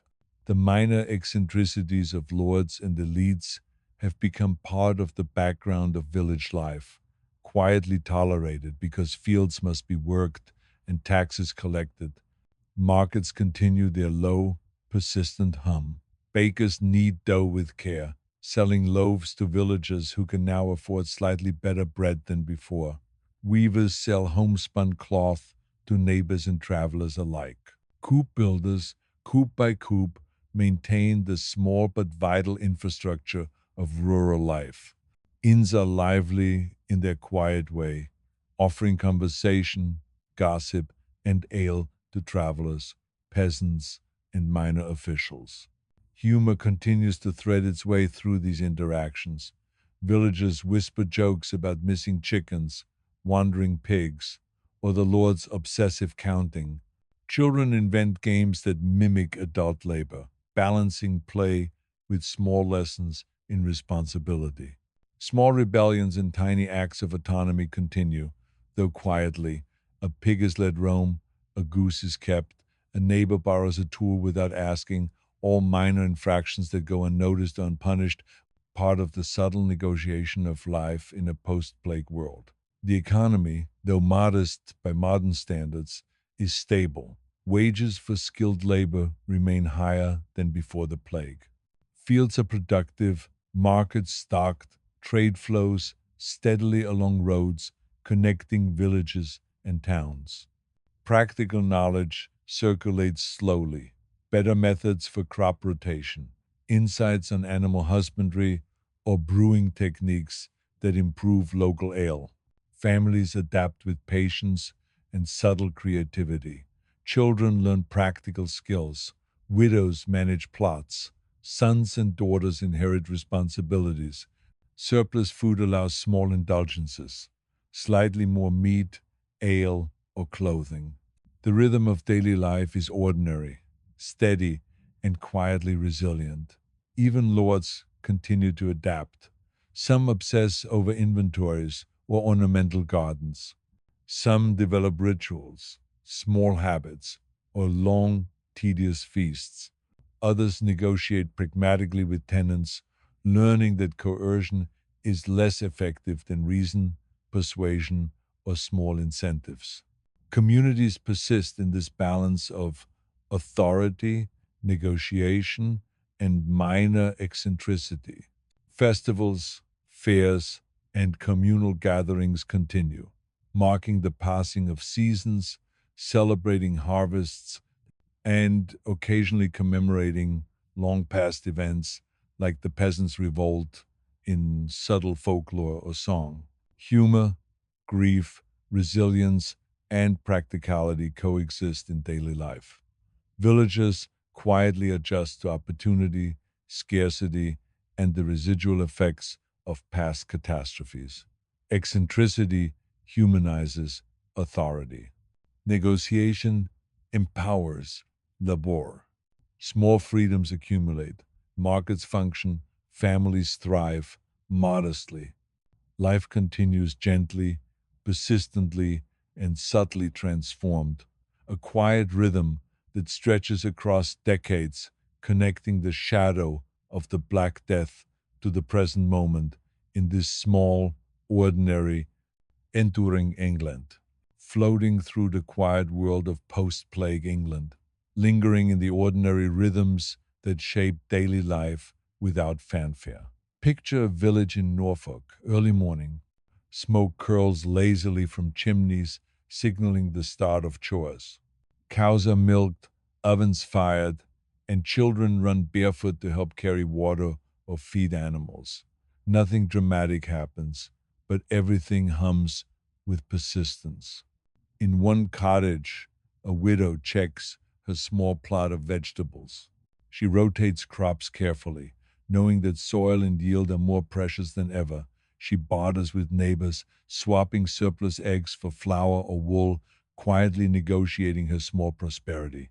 Her neighbors watch her with admiration, some mild envy, but mostly quiet respect. Meanwhile, the local lord Sir Philip inspects his manor. He carries a notebook where he logs livestock, grain stores, and minor household inventories. He pauses to adjust his ornamental garden, insisting that roses by the main path improve morale. Some villagers quietly joke about his obsessive habits, whispering to each other as they pass. Markets hum in low, steady rhythm. Bakers knead bread, selling loaves to peasants and traveling merchants. Weavers offer cloth. Coop builders repair chicken coops. Minor artisans sell wooden tools or woven baskets. Inns echo with conversation, soft laughter, and the occasional complaint about taxes, rents, or wandering animals. Humor threads through everyday life. Children invent games based on chores, safely chasing chickens or raising buckets of water. Villagers make small jokes about missing pigs or the Lord's counting habits. Minor acts of rebellion continue quietly. A pig is left to roam, a goose is kept against regulations, tools are borrowed for a day without asking. These small, persistent acts are the understated pushback of centuries of adaptation. Wages remain higher than pre plague norms. Surplus food allows families modest indulgences. A little extra ale, a small piece of meat, slightly better clothing. Children learn trades and household management from an early age. Widows and minor landholders exercise authority with subtle effectiveness. Yeoman farmers continue to emerge as a distinct social layer, consolidating plots, maintaining small herds, and participating in local village decisions. Lords, while still visually dominant, increasingly rely on negotiation. Some obsess over minutiae. Some cultivate gardens or insist on pageantry. Others compromise pragmatically, understanding that coercion risks productivity. Life unfolds in gentle, predictable rhythm. Fields are plowed, crops harvested, markets stocked, inns host travelers and gossip. Families negotiate rents, manage households, and persist in small humor and minor rebellion. Even minor folklore, or oral stories, preserve echoes of past events, like the Peasants' Revolt of 1381, offering subtle guidance about negotiation, leverage, and caution. The cumulative effect is quiet but profound. England's rural economy is subtly reshaped. Wage labor predominates. Tenant farming dominates. Serfdom is effectively gone. Labor has tangible value. Markets facilitate trade. Small freedoms accumulate incrementally. Practical adaptation, humor, and minor eccentricities shape life. Villages operate as adaptive social and economic units, absorbing centuries of lessons from scarcity, catastrophe, and human persistence. Eumina details matter. A child learning to milk a cow quietly inherits centuries of experience. A widow bartering eggs or wool participates in the subtle shift of power. A lord obsessively counting sheep unknowingly enforces a system of order, balance, and subtle negotiation. Life continues gently, persistently, and quietly transformed. Every day repeats, slightly improved. Smoke drifts from chimneys, fields are tilled, markets hum, children learn and play. Widows manage plots. Lords obsess, negotiate, or adapt. Humor persists. Small rebellions subtly assert agency. Daily life, ordinary and calm, is profoundly shaped by the past, by scarcity, and by decades of subtle adaptation. England hums quietly, scarred but resilient, ordinary but deeply transformed. A society now attuned to labor, negotiation, minor freedoms, and persistent human ingenuity. Flowed even further into post plague England, lingering on the quiet persistence of daily life and the subtle transformations that ripple through generations. By now, children born decades after the Black Death are taking over farms, tending plots, and quietly inheriting freedoms their parents fought, bargained, or stumbled into. Picture a small village in Somerset. Smoke rises from chimneys in the early morning. The church bell tolls faintly, marking a time of prayer. But most villagers are already busy. Children run barefoot to fetch water, help with livestock, or carry small bundles of firewood. Nothing dramatic occurs. Yet every movement, every task carries the weight of centuries of adaptation. In one cottage, the widow Eleanor supervises her eldest son tending a small flock of sheep. She teaches him to count livestock carefully, rotate pastures, and barter extra wool for minor household goods. Eleanor knows that every small advantage counts. Her daughter kneads dough in the background, preparing bread for the family and occasional sale at the local market. Across the village, John, a tenant farmer, manages his plot efficiently. He negotiates a cash rent with his lord rather than performing labor obligations. He occasionally lends a small amount of labor to neighbors in exchange for goods, subtly reinforcing social bonds and mutual dependence. Nearby, the lord of the manor, Sir Richard, walks slowly along the manor grounds, counting livestock, inspecting ornamental flowers, and muttering under his breath about absentee tenants. Villagers whisper small jokes about his obsessive habits, sharing smiles over chores, or teasing children who mimic the Lord's counting ritual. Markets continue to hum quietly. Bakers knead dough, weavers produce cloth, coop builders maintain chicken houses, and minor craftsmen sell tools or simple furniture. Travelers occasionally arrive, bringing new ideas or gossip, but mostly life unfolds within the slow rhythm of the village. Humor, small rebellion, and eccentricity punctuate daily life. Children invent games that mimic adult chores. Villagers allow a pig to wander for a day, hide a goose in a shed, or borrow tools without asking.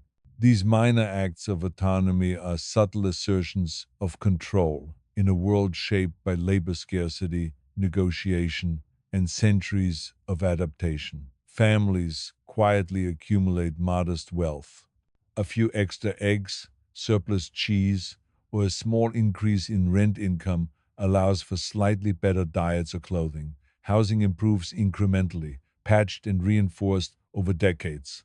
Children learn trades and minor practical skills, spinning wool, brewing small amounts of ale, tending animals, or even basic bookkeeping for rents and barter. Yeoman farmers emerge as a distinct social layer.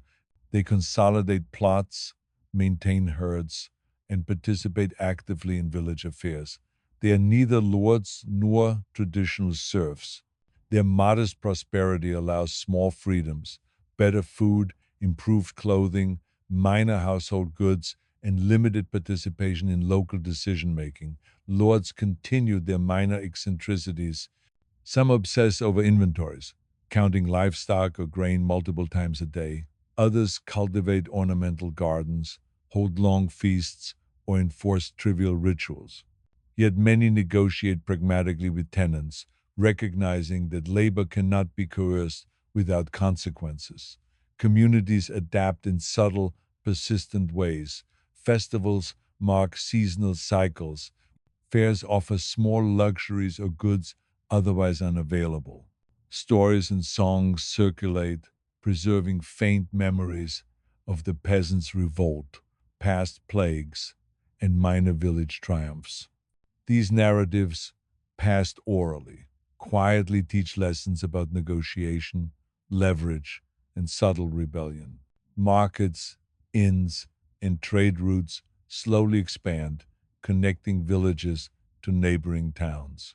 Practical knowledge circulates, crop rotation techniques, brewing methods, animal husbandry, minor mechanical innovations. Villagers share advice quietly, learning from successes and mistakes. Humor continues to thread through life. Whispered jokes about missing chickens, wandering pigs, or Lord's obsessive habits lighten the daily grind.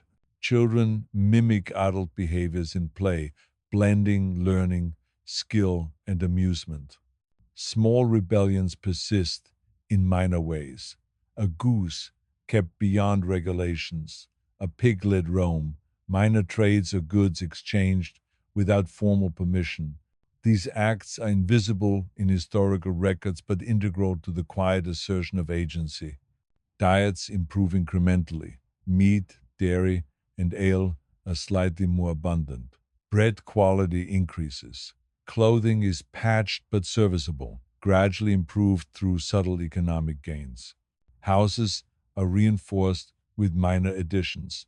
A new chimney here, a repaired roof there. Life is mundane, yet quietly better than a generation or two before. By now, the cumulative effects of decades of post-plague adaptation are visible. Wage labor dominates. Serfdom is effectively gone. Tenant farming is the standard. Small freedoms, minor wealth accumulation, and subtle agency define village life. Families navigate practical realities. Lords negotiate or obsess, and communities persist with humor, caution, and ingenuity. Even minor eccentricities like a lord counting grain obsessively or planting ornamental flowers become part of the landscape, humanizing authority and providing gentle amusement. Daily life continues in slow, persistent rhythm. Fields plowed, crops harvested, markets stocked, children learning and playing, widows managing plots, lords obsessing or negotiating, humor threading through ordinary routines. England hums quietly, scarred but resilient, ordinary but profoundly transformed. The Black Death's shadow is subtle, present not as terror but as a long-term shaping force. Scarcity created leverage, opportunity enabled subtle agency, human resilience and humor persisted, and centuries of minor negotiation quietly reshaped society. Families inherit plots, children inherit skills, and communities adapt incrementally. Markets hum, inns serve travelers, small trades flourish, and villages maintain their quiet, persistent rhythm. England, ordinary yet transformed, continues gently, steadily, and subtly freer, modestly wealthier, and quietly resilient. The texture of daily life fields, markets, households, children, lords, humor, and minor rebellion reflects decades of patient human adaptation. Life, persistent and ordinary, hums on. Post-plague England, lingering on the subtle, persistent rhythms that define daily life, human adaptation, and quiet social evolution. By the mid-16th century, villages were not isolated. They were connected by trade, gossip, markets, fairs, and small networks of cooperation that tied neighbors together in ways both practical and humanly comforting. Imagine a village in Wiltshire. Smoke curls lazily from chimneys. The church bell rings softly in the distance, but the villagers are already at work. Children carry buckets, fetch firewood, and help herd animals. Nothing dramatic occurs, but every movement hums with the quiet rhythm of centuries of adaptation. In one cottage, a widow named Agnes inspects her small vegetable patch. She rotates crops carefully, knowing the land must remain fertile for her family. Her eldest son tends the chickens while also learning the intricacies of negotiating small cash rents with the lord of the manor. Agnes occasionally walks to the village market, bartering eggs and cheese for flour or wool, keeping accounts in her head. Across the way, the lord of the manor, Sir Edward, strode slowly through his fields, counting sheep for the fifth time that morning, pausing occasionally to sniff roses in his ornamental garden. Villagers quietly joke about his obsessive habits as they pass, and children imitate his meticulous counting in their games, blending humor with practical skill. Markets hum in low, steady rhythm. Bakers knead dough for loaves sold in the village and neighboring towns. Weavers produce cloth, coop builders repair chicken coops, and minor craftsmen quietly sell tools, baskets, or furniture. Inns echo with conversation, laughter, and soft music from a fiddler who occasionally visits from a nearby market town. Humor persists in subtle forms. Villagers whispered jokes about wandering pigs, missing chickens, or the Lord's obsessive counting. Children invent games that mimic adult chores, turning learning into play. Small acts of rebellion quietly persist. A pig left to roam, a goose hidden in a shed, or a borrowed tool never returned immediately. These are minor assertions of autonomy that subtly reshape village dynamics over generations. Festivals and fairs add gentle rhythm to life. Seasonal celebrations mark planting and harvest, honor saints, or commemorate village events. Fairs bring traders from neighboring villages, offering small luxuries, minor crafts, or foods not typically available. Children watch the bustle with wide eyes, learning social skills, trade practices, and negotiation. Elders observe carefully, ensuring that tradition continues but allowing room for incremental innovation. Wages remain higher than pre plague norms, reflecting labor scarcity and long term negotiation. Surplus food and minor cash income allow families modest improvements, slightly better clothing, extra ale or meat, minor household items like wooden utensils, pots, or blankets. Housing improves slowly but steadily, patched and reinforced over decades. Villages hum with ordinary prosperity. Yeoman farmers continue to consolidate plots and maintain herds. They participate actively in village affairs and quietly challenge old hierarchies with the simple power of productive land and negotiation. Their homes are modest but stable, reflecting subtle social mobility that would have been unimaginable in pre plague England. Lords persist in minor eccentricities, yet increasingly rely on negotiation rather than coercion. Some obsess over inventories, count livestock repeatedly, or cultivate ornamental gardens. Others hold long, meticulous feasts or enforce trivial rituals. These eccentricities humanize authority and subtly balance the power dynamic, allowing for small freedoms to accumulate among peasants. Daily life unfolds with quiet persistence. Fields are plowed and harvested. Markets operate steadily. Inns host travelers and gossip. Families negotiate rents, manage households, and balance work with humor. Children learn trades, household management, and negotiation. Humor and minor rebellion weave through everyday life.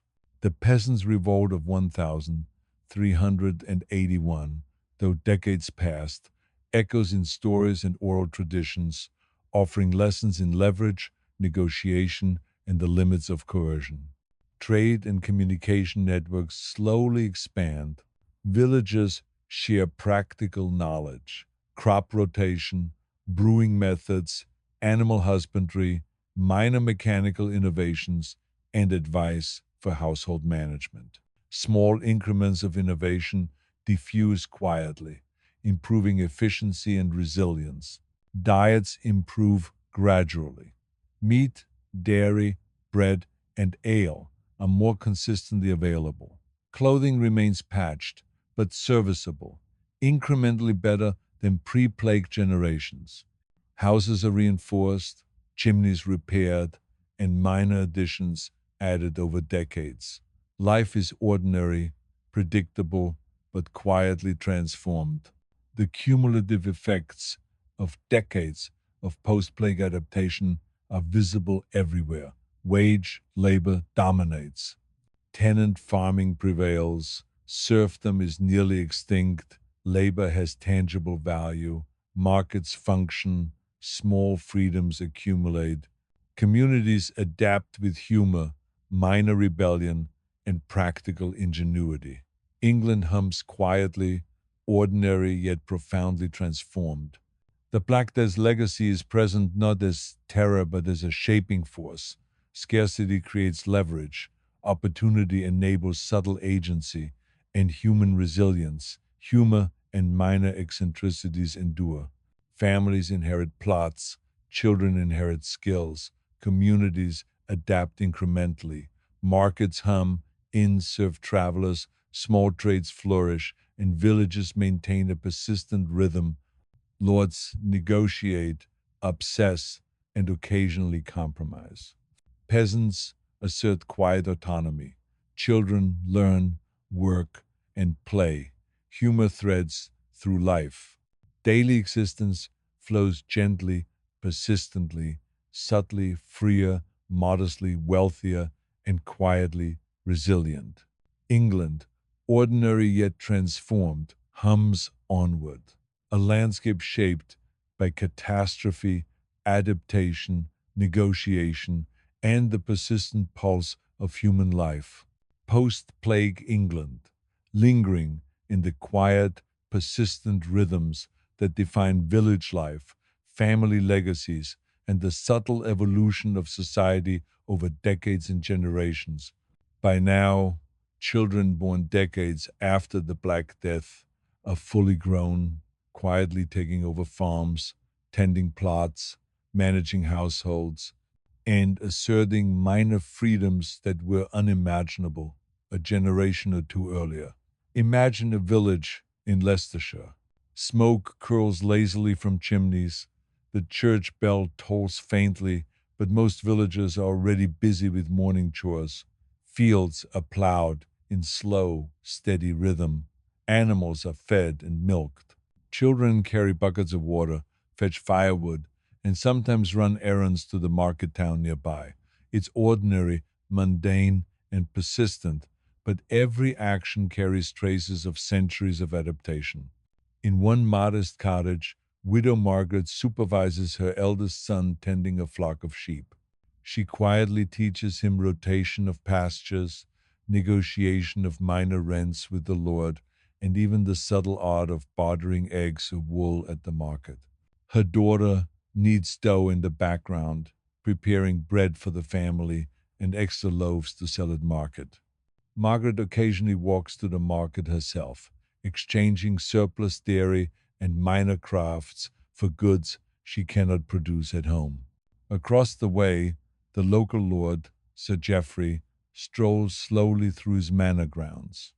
He checks the ornamental garden, adjusts flower beds, and counts livestock multiple times, muttering under his breath about missing or wandering animals. Villagers whisper jokes about his obsessive habits, smile quietly, and sometimes imitate him in children's games, blending humor with subtle lessons in counting, observation, and attention to detail. Markets continue their gentle hum.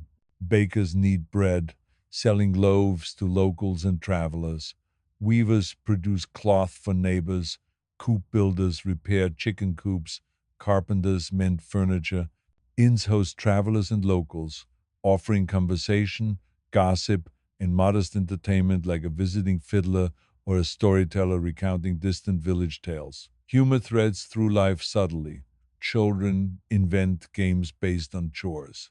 Villagers quietly joke about wandering pigs, missing chickens, or lord's obsessive counting.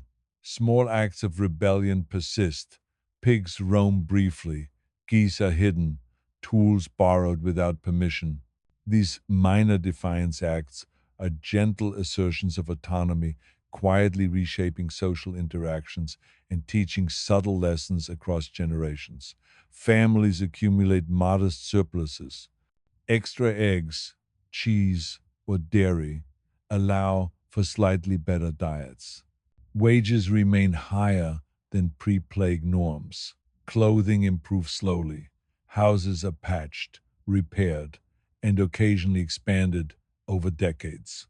Villagers live in quiet resilience, small improvements marking the passage of time. Yeoman farmers consolidate plots, maintain small herds, and participate in village decisions. They hold modest influence, exercising practical autonomy without challenging elite authority outright. Lords adapt in minor ways. Some obsess over minutiae, counting livestock, holding long dinners, or cultivating ornamental gardens. Others negotiate pragmatically with tenants, understanding that labor cannot be coerced without consequences. Life proceeds in gentle, predictable rhythm. Fields are tilled, crops harvested, markets stocked, inns filled, families negotiate, and humor persists. Festivals and fairs punctuate the seasons.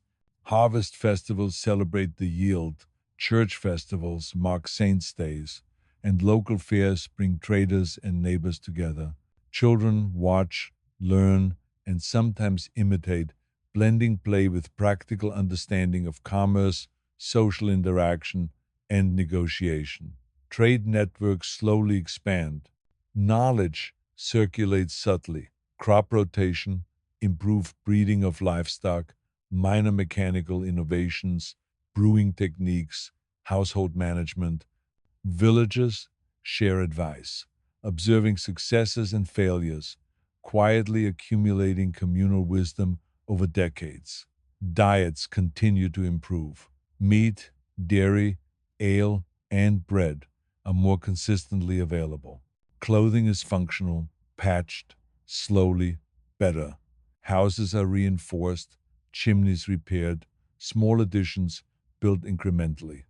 Life is ordinary, yet transformed, shaped by centuries of adaptation, persistence, and human ingenuity. The cumulative effect is profound. Wage labor dominates. Tenant farming is standard. Serfdom is effectively gone. Labor has tangible value. Markets function steadily. Small freedoms accumulate quietly. Communities adapt incrementally. Humor and minor eccentricities persist. England hums quietly, ordinary yet profoundly changed. The Black Death's shadow persists not as terror but as a subtle shaping force. Scarcity created leverage, opportunity enabled agency, and resilience, humor, and minor rebellion humanized daily life. Families inherit plots, skills, and practical knowledge. Communities negotiate subtly and persistently. Markets hum, inns echo, trades flourish, and villages maintain slow, steady rhythm. Lords negotiate, obsess, and adapt. Peasants assert minor autonomy. Children learn, play, and participate. Humor threads through daily life.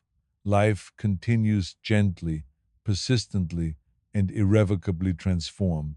England hums forward, ordinary yet subtly freer, modestly wealthier, and quietly resilient, shaped by catastrophe, adaptation, negotiation, and the slow, patient persistence of human life.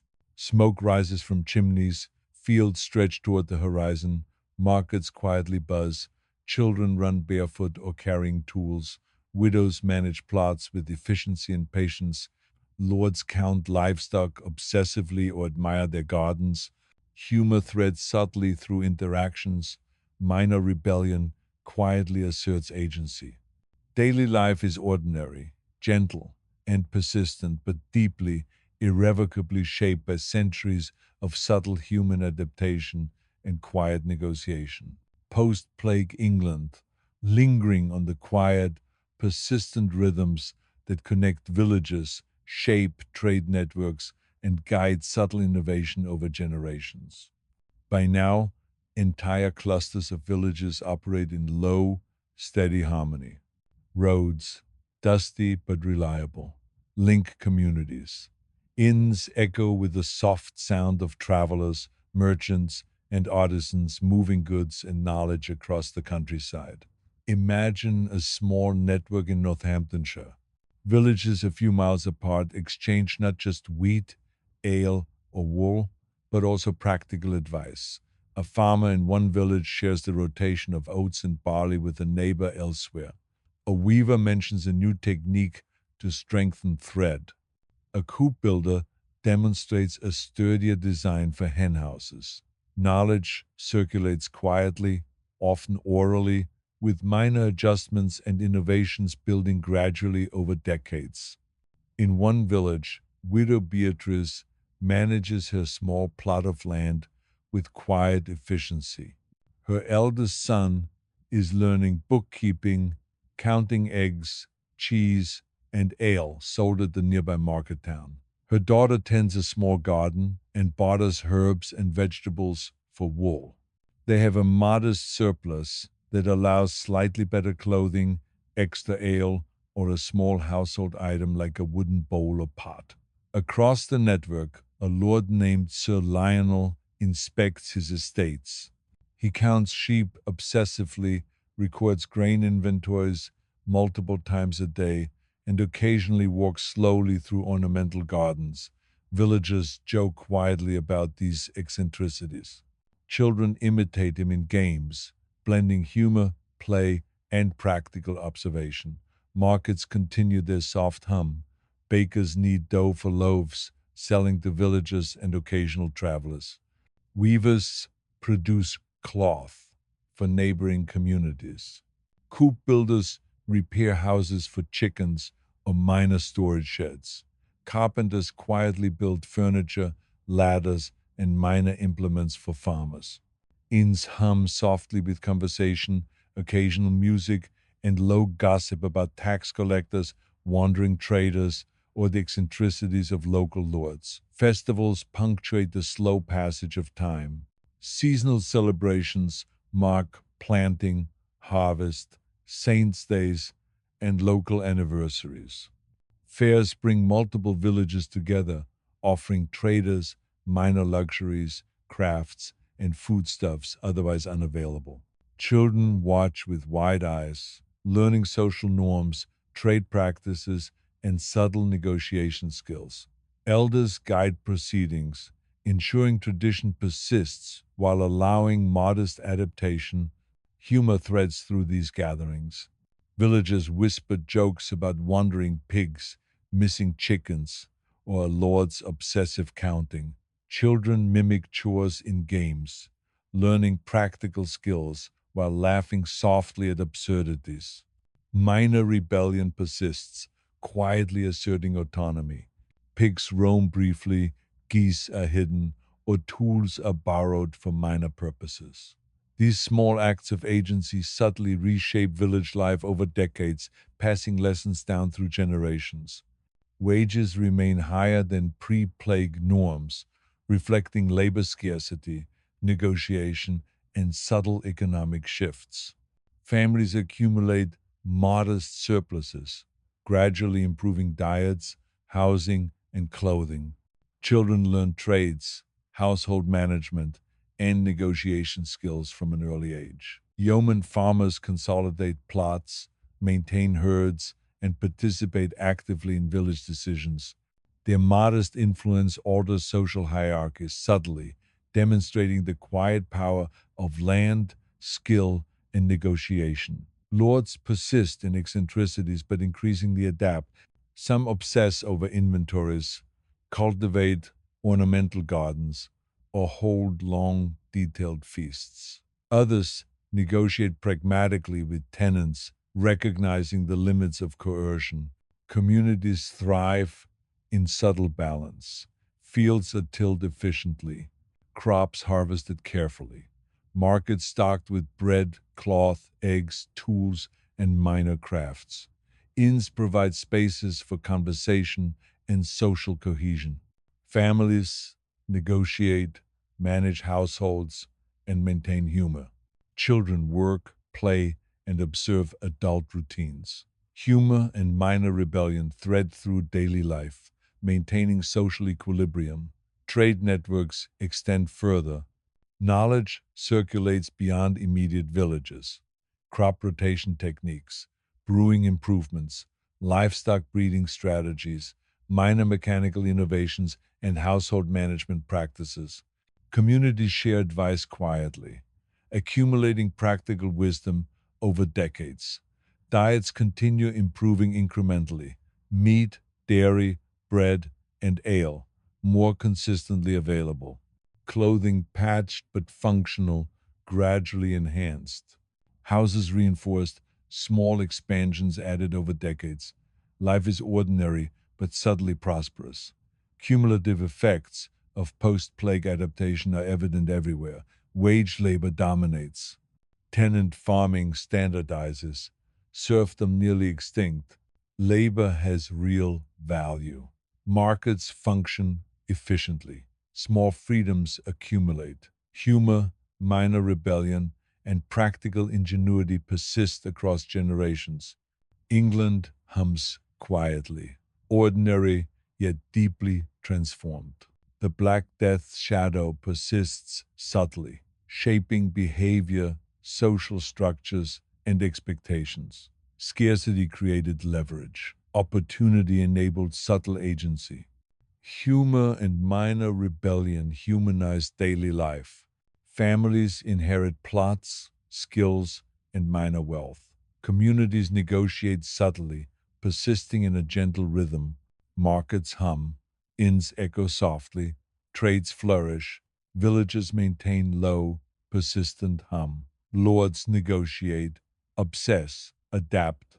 Peasants assert quiet autonomy. Children learn, play, observe. Humor threads persistently. Daily life continues gently, persistently, quietly transformed. England moves forward, ordinary yet subtly freer, modestly wealthier, quietly resilient, shaped by catastrophe, adaptation, negotiation, and the slow, patient rhythm of human persistence. Smoke curls from chimneys, fields stretch toward horizons, markets hum softly, children run barefoot or carrying tools, widows manage plots, lords obsess, humor threads quietly, minor rebellions occur, trade slowly expands. Life flows in ordinary persistence, irrevocably shaped by centuries of subtle adaptation, quiet negotiation, and gentle human ingenuity. Post plague England, lingering in the gentle, persistent rhythms of rural life, slowly expanding our view across multiple villages, trade networks, and subtle social hierarchies. By now, entire regions are quietly interconnected. Markets, fairs, minor roads, and gossip threads create networks that allow knowledge, goods, and small innovations to flow with steady predictability. Picture cluster villages in Suffolk, early morning. Smoke rises lazily from chimneys. Children run barefoot, carrying buckets of water or feeding animals. Fields stretch in neat rows, tilled carefully, the soil showing evidence of decades of refined crop rotation and attentive husbandry. In one modest cottage, Widow Joan manages her plot with quiet efficiency. Her eldest son counts eggs meticulously, ensuring none are lost in trade or household use. Her daughter kneads dough for bread and prepares small bundles of cheese to sell at the market a mile down the road. She whispers minor bargaining tips to neighbors, subtly instructing younger children in the art of trade and negotiation. Across the village, the lord, Sir William, inspects his estate. He counts livestock, checks grain stores, and occasionally consults a ledger detailing past rents, small fines, and payments from tenants. He pauses frequently to smell roses in the ornamental garden. Villagers quietly joke about his obsessive habits, imitating him in children's games or whispering stories to friends. Markets hum in steady, low rhythm. Bakers knead and shape loaves for sale. Weavers produce cloth. Coop builders repair chicken coops. Carpenters build or mend furniture. Minor blacksmiths sharpen tools. Inns echo softly with conversation, gossip, and occasional music from a traveling fiddler or storyteller. Trade is subtle but steady. Villagers barter eggs for wool, cheese for flour, or labor for small goods. Travelers occasionally arrive, bringing news from neighboring villages or towns, minor innovations, or small luxuries. Knowledge circulates quietly. Farmers share crop rotation advice, animal breeding tips, brewing techniques, and household innovations.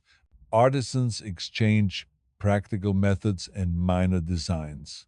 These exchanges happen verbally, practically, and incrementally, shaping communal wisdom over decades. Humor continues as a thread through life. Children invent games based on chores, imitating adults in play. Villagers whisper jokes about wandering pigs, missing chickens, or obsessive counting by lords. Small rebellions persist, subtle and persistent. A pig roams freely, a goose is hidden, tools borrowed without asking. These acts of agency quietly reinforce minor social balances. Wages remain higher than pre plague norms, reflecting labor scarcity, negotiation, and decades of incremental change. Families accumulate modest surpluses, allowing slightly better diets, clothing, or household goods. Housing improves slowly, patched and reinforced over decades. Yeoman farmers consolidate plots, maintain herds, and participate actively in village affairs. Their modest prosperity subtly challenges old hierarchies, balancing authority with practical skill and negotiation. Lords persist in eccentricities while adapting to changing economic realities. Some obsess over inventories, count livestock repeatedly, or cultivate ornamental gardens. Others negotiate pragmatically with tenants, understanding the limits of coercion and the subtle power of labor scarcity. Daily life follows gentle rhythm. Fields are plowed, crops harvested, markets stocked, inns echo softly, families negotiate, humor persists, children learn trades, widows manage plots, lords obsess or compromise. Festivals punctuate the slow passage of time. Seasonal celebrations mark planting, harvest, saints' days, and anniversaries of minor village events. Fairs bring multiple villages together, offering trades, small luxuries, crafts, and foodstuffs not normally available. Elders supervise, ensuring tradition persists while allowing small innovations to slip into practice. Diets improve incrementally. Meat, dairy, bread, and ale are more consistently available. Clothing patched but functional, slowly better than previous generations. Houses reinforced and occasionally expanded. Life is ordinary, persistent, and subtly better than decades before. The cumulative effects of post plague adaptation are clear. Wage labor dominates. Tenant farming standardizes. Serfdom is nearly extinct. Labor has tangible value. Markets function efficiently. Small freedoms accumulate. Humor, minor rebellion, and practical ingenuity persist over generations. England hums quietly, ordinary yet profoundly transformed. The Black Death's shadow lingers subtly, shaping behavior, social structures, and expectations. Scarcity creates leverage. Opportunity enables agency. Humor and minor rebellion humanize daily life. Families inherit plots, skills, and minor wealth. Communities negotiate and persist in gentle rhythm. Markets hum, inns echo softly, trades flourish, villages maintain persistent pulse. Lords negotiate, obsess, adapt. Peasants assert quiet autonomy. Children learn, play, observe.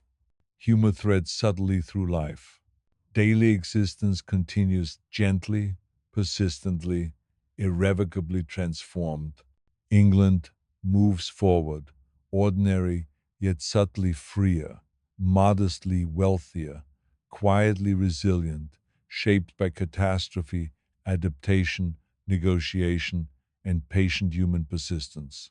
Smoke drifts from chimneys, fields stretch toward distant horizons, markets hum softly, children run barefoot or carrying small bundles. Widows manage plots carefully. Lords count livestock obsessively, check ornamental gardens, and hold meticulous feasts. Humor threads quietly, minor rebellions persist, trade slowly expands, knowledge circulates, families grow and adapt. Life flows in ordinary, persistent rhythm, irrevocably shaped by centuries of quiet adaptation, negotiation, subtle rebellion, and gentle human ingenuity. Lingering in the slow, quiet pulse of post plague England, exploring seasonal cycles, subtle economic shifts, and the ordinary yet profound evolution of daily life over generations. By now, entire regions hum with continuity, subtly connected through trade, gossip, and shared knowledge. Imagine a small region in Devon. Winter frost coats the fields lightly. Smoke drifts from chimneys into the pale morning sky. Villagers rise early, gathering firewood, tending animals, and preparing food for the long, chilly day. Children run with buckets or small bundles, slipping occasionally on frost covered paths. The rhythm is persistent, ordinary, yet shaped by decades of adaptation. In one cottage, Widow Helena checks her garden, ensuring root vegetables survive the frost. Her eldest son tends livestock in the barn, counting chickens and sheep.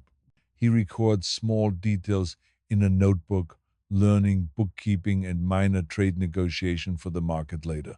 Her daughter kneads dough for bread and cheese, preparing modest bundles for neighbors and traveling merchants. Across the village, Lord Reginald walks slowly through his manor. He counts sheep repeatedly, checks grain stores, and inspects ornamental flowers.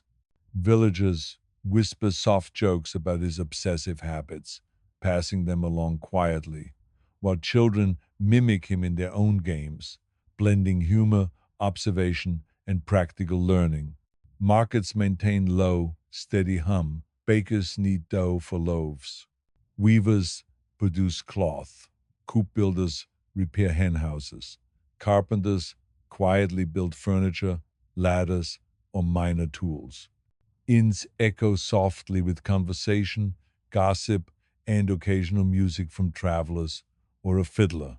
Trade occurs subtly. Eggs for wool, cheese for flour, labor for small goods. Travelers bring news, minor luxuries, and practical advice. Knowledge circulates quietly. Farmers share rotation techniques, livestock breeding strategies, minor mechanical innovations, brewing methods, and household management tips. Subtle innovations accumulate over decades, improving efficiency and resilience. Humor persists. Villagers joke quietly about wandering pigs, missing chickens, or obsessive counting by lords. Children mimic chores in playful ways. Minor rebellion quietly persists. A pig is let roam, a goose hidden, a borrowed tool returned later. These acts of autonomy subtly reinforce social balance. Wages remain higher than pre plague norms. Families accumulate modest surpluses, slightly better diets, clothing, household items. Housing slowly improves, patched, reinforced, occasionally expanded over decades. Yeoman farmers consolidate plots, maintain herds, and participate actively in village decision making. Lords adapt in minor ways. Some obsess over inventories, ornamental gardens, or long feasts. Others negotiate pragmatically with tenants, recognizing labor scarcity and subtle shifts in authority. Daily life unfolds gently and predictably. Fields tilled, crops harvested, markets stocked, inns filled, families negotiating, humor threading subtly, children learning trades, widows managing plots, lords obsessing or compromising. Festivals punctuate the year. Seasonal celebrations mark planting, harvest, saints' days, and minor village anniversaries. Fairs gather multiple villages, offering trades, minor luxuries, crafts, and foods not normally available. Elders supervise balancing tradition and adaptation. Diets improve incrementally. Meat, dairy, bread, and ale more consistently available. Clothing patched but functional, slowly better than before. Houses reinforced, minor expansions added. Life is ordinary, persistent, subtly improved. The cumulative effect is profound. Wage labor dominates. Tenant farming prevails. Serfdom nearly extinct. Labor has tangible value. Markets operate efficiently. Small freedoms accumulate. Humor, minor rebellion, and practical ingenuity persist. England hums quietly, ordinary yet profoundly transformed. The Black Death shadow lingers subtly, shaping social norms, expectations, and behavior. Scarcity creates leverage. Opportunity enables subtle agency. Humor, eccentricity, and minor rebellion humanize daily life. Families inherit plots, skills, knowledge. Communities negotiate, persist, and adapt.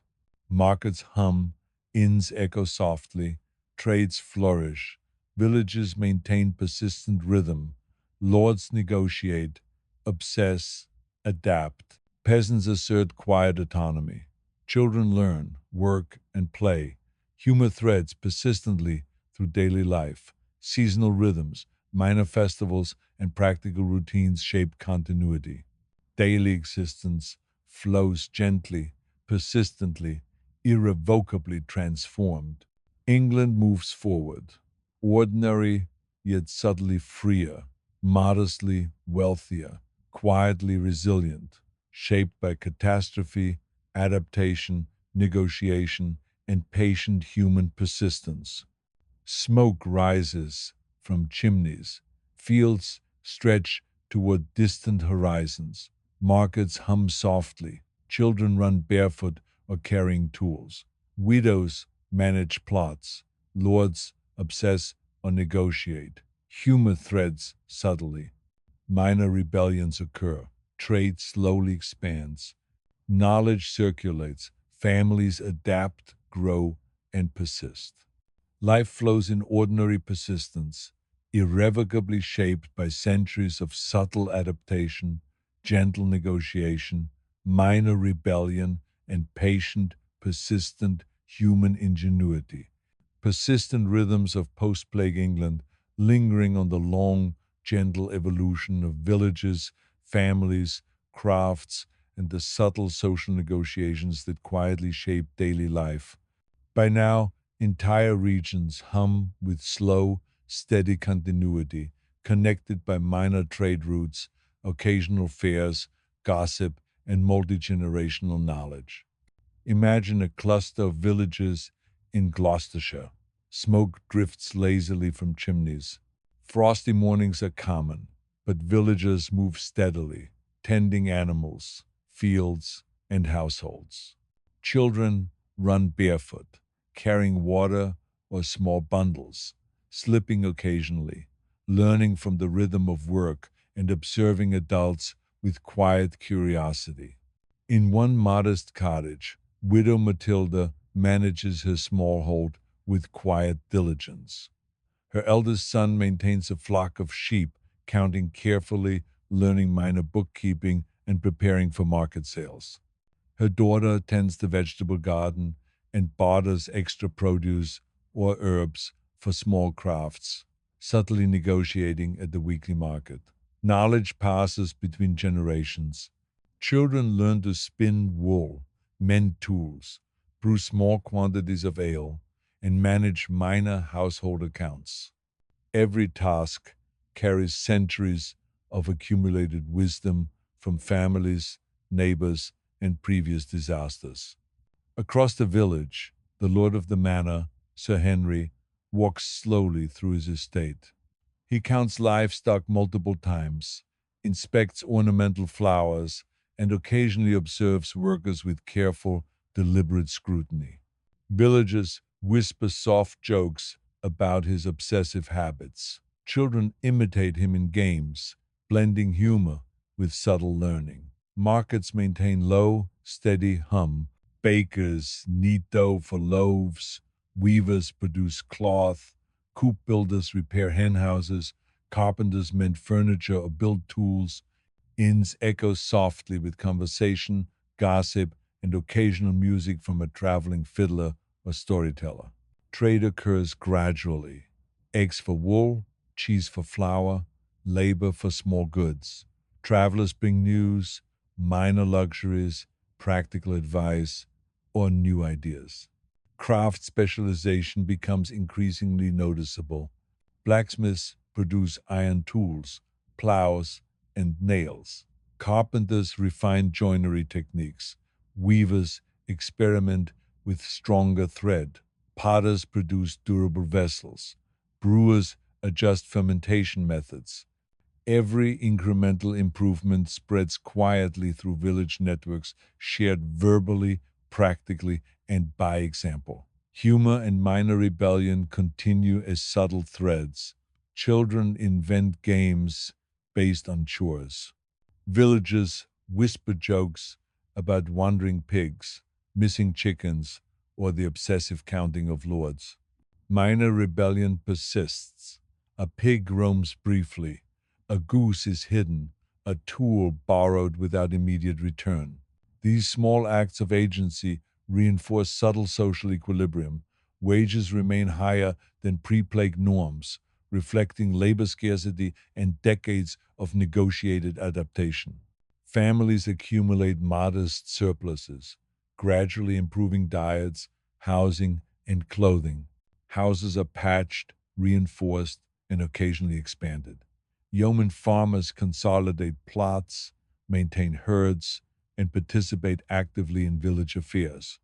Their modest prosperity subtly shifts local hierarchies, demonstrating the quiet power of labor, skill, and negotiation.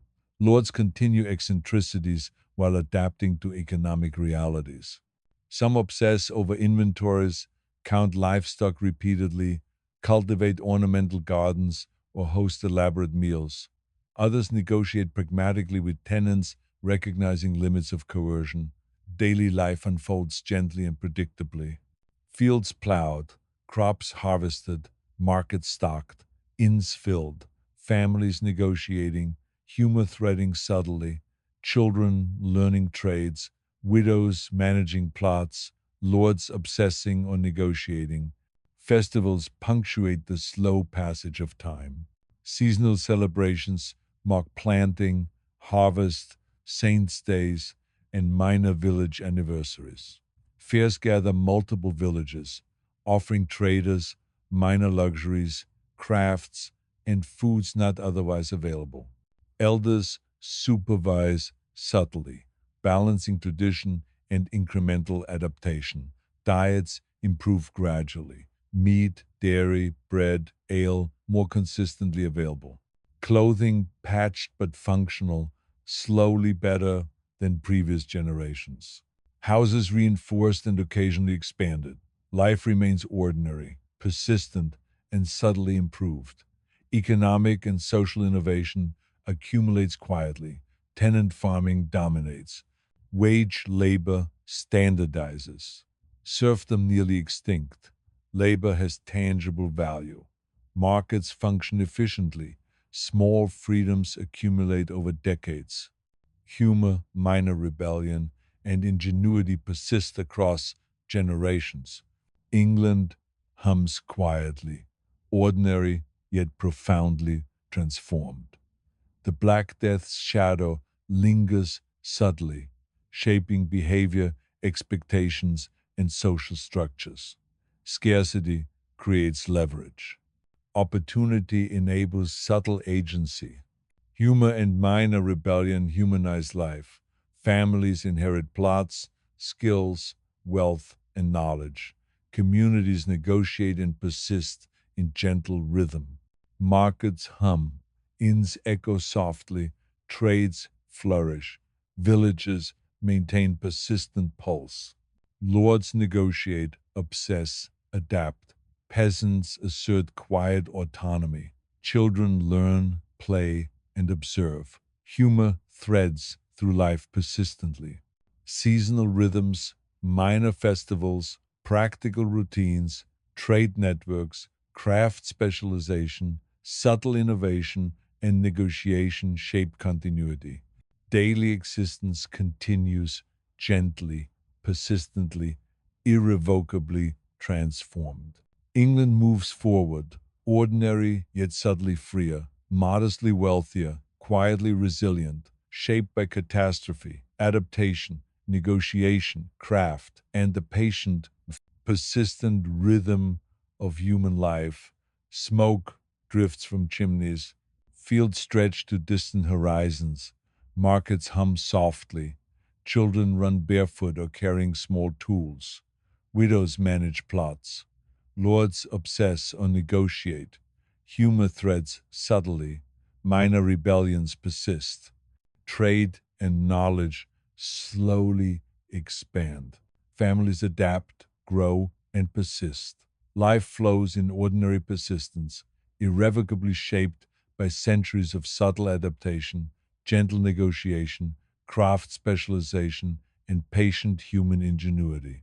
Lingering in the ordinary yet quietly transformative rhythms of post plague England. By this point, generations of families have lived through famine, plague, minor conflicts, and the subtle economic shifts that followed, and the landscape of rural life hums with a persistent, almost meditative rhythm. Picture a small cluster of villages in Herefordshire. Smoke curls from chimneys in the early morning fog. Children run barefoot to fetch water or feed animals. Fields, carefully tended over decades, show evidence of rotational crops, improved tools, and patient stewardship. Even during winter, activity persists, though slowed by frost and short daylight hours. In one modest cottage, widow Isabel supervises her eldest son tending livestock. He counts sheep and chickens meticulously, occasionally whispering advice to younger siblings who fetch water or tend minor chores. Her daughter kneads dough, prepares small amounts of cheese or butter for trade, and quietly teaches younger children the subtle art of negotiation at the market town a few miles away. Across the village, Lord Baldwin strolls slowly through his estate. He counts livestock repeatedly, inspects ornamental flowers, and mutters softly about missing grain or misplaced implements. Villagers joke quietly about his obsessive habits, imitating him in children's games. Markets maintain a low, steady hum. Bakers knead dough for loaves, weavers produce cloth, coop builders repair hen houses, carpenters mend furniture or construct minor implements. Inns echo softly with conversation, gossip, and occasional music from travelers or visiting storytellers. Trade extends across villages: eggs for wool, cheese for flour, labor for minor goods, small luxuries for household items. Travelers bring news, minor innovations, and practical advice. Knowledge circulates incrementally. Farmers share advice on crop rotation, livestock breeding, brewing, and minor mechanical improvements. Artisans exchange techniques quietly. Humor threads subtly through life. Villagers whisper jokes about wandering pigs, missing chickens, or obsessive counting by lords. Children invent games that mimic adult chores, blending learning with soft amusement. Minor rebellion persists. Pigs roam, geese are hidden, tools borrowed for days before return. These acts quietly assert autonomy and maintain social equilibrium. Wages remain higher than pre plague norms, reflecting labor scarcity, negotiation, and gradual adaptation. Families accumulate modest surpluses, gradually improving diets, clothing, and household goods. Housing is patched, reinforced, and occasionally expanded over decades. Yeoman farmers consolidate plots, maintain small herds, and participate actively in village affairs, quietly shifting social balance. Lords persist in eccentricities while adapting. Some obsess over inventories, ornamental gardens, or detailed feasts. Others negotiate pragmatically with tenants, acknowledging the subtle power of labor scarcity and skill. Seasonal cycles shape life rhythmically. Planting and harvest seasons dictate labor intensity. Winter slows activity, while spring renewal brings hope and preparation. Festivals punctuate time. Harvest festivals, saints' days, and minor anniversaries provide structure, social interaction, and a space for subtle economic activity. Fairs bring multiple villages together, offering trade, minor luxuries, crafts, and foods not typically available. Elders supervise, maintaining tradition while allowing incremental innovations. Diets improve gradually. Meat, dairy, bread, and ale are more consistently available than previous generations. Clothing remains patched but functional, slowly improving. Houses are reinforced and expanded as resources allow. Life is ordinary, persistent, and quietly prosperous. Economic and social innovation accumulates over decades. Tenant farming dominates, wage labor standardizes, serfdom is effectively gone. Labor has tangible value. Markets operate steadily. Small freedoms accumulate. Humor, minor rebellion, craft innovation, and practical ingenuity persist across generations. England hums quietly, ordinary yet profoundly transformed. The Black Death shadow lingers subtly, shaping social structures, expectations, and behavior. Scarcity creates leverage. Opportunity enables subtle agency. Humor and minor rebellion humanize life. Families inherit plots, skills, knowledge, and modest wealth.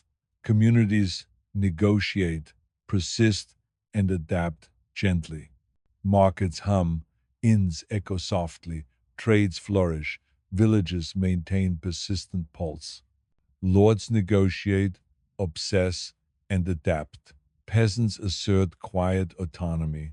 Children learn, play, and observe. Humor threads through daily life. Seasonal rhythms, festivals, trade networks, craft specialization, minor rebellions, and negotiation shape continuity. Daily life continues gently, persistently, irrevocably transformed. England moves forward, ordinary yet subtly freer, modestly wealthier, quietly resilient, shaped by catastrophe, adaptation, negotiation, craft, and patient human persistence. Smoke rises from chimneys, fields stretch toward distant horizons, markets hum softly.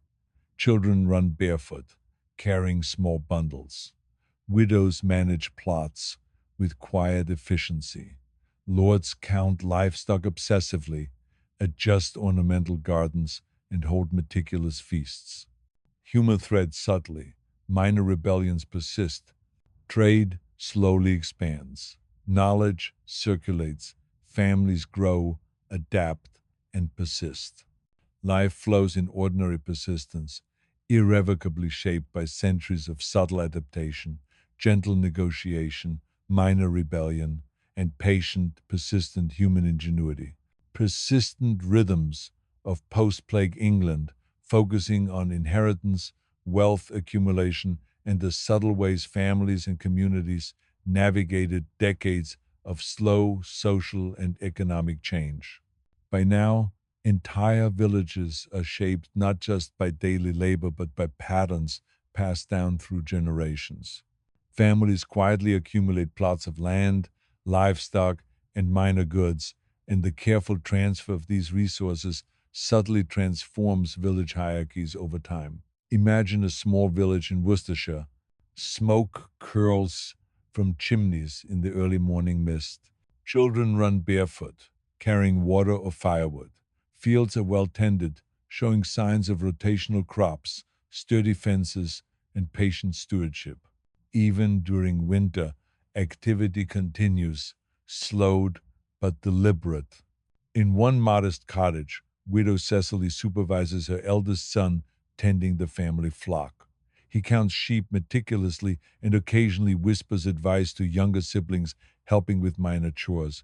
Her daughter kneads dough for bread and prepares small bundles of cheese or butter to barter at the weekly market.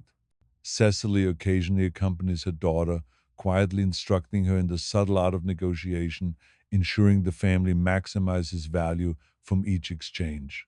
Across the village, Lord Oswald walks slowly through his estate. He counts livestock repeatedly, checks grain stores, and inspects ornamental flowers.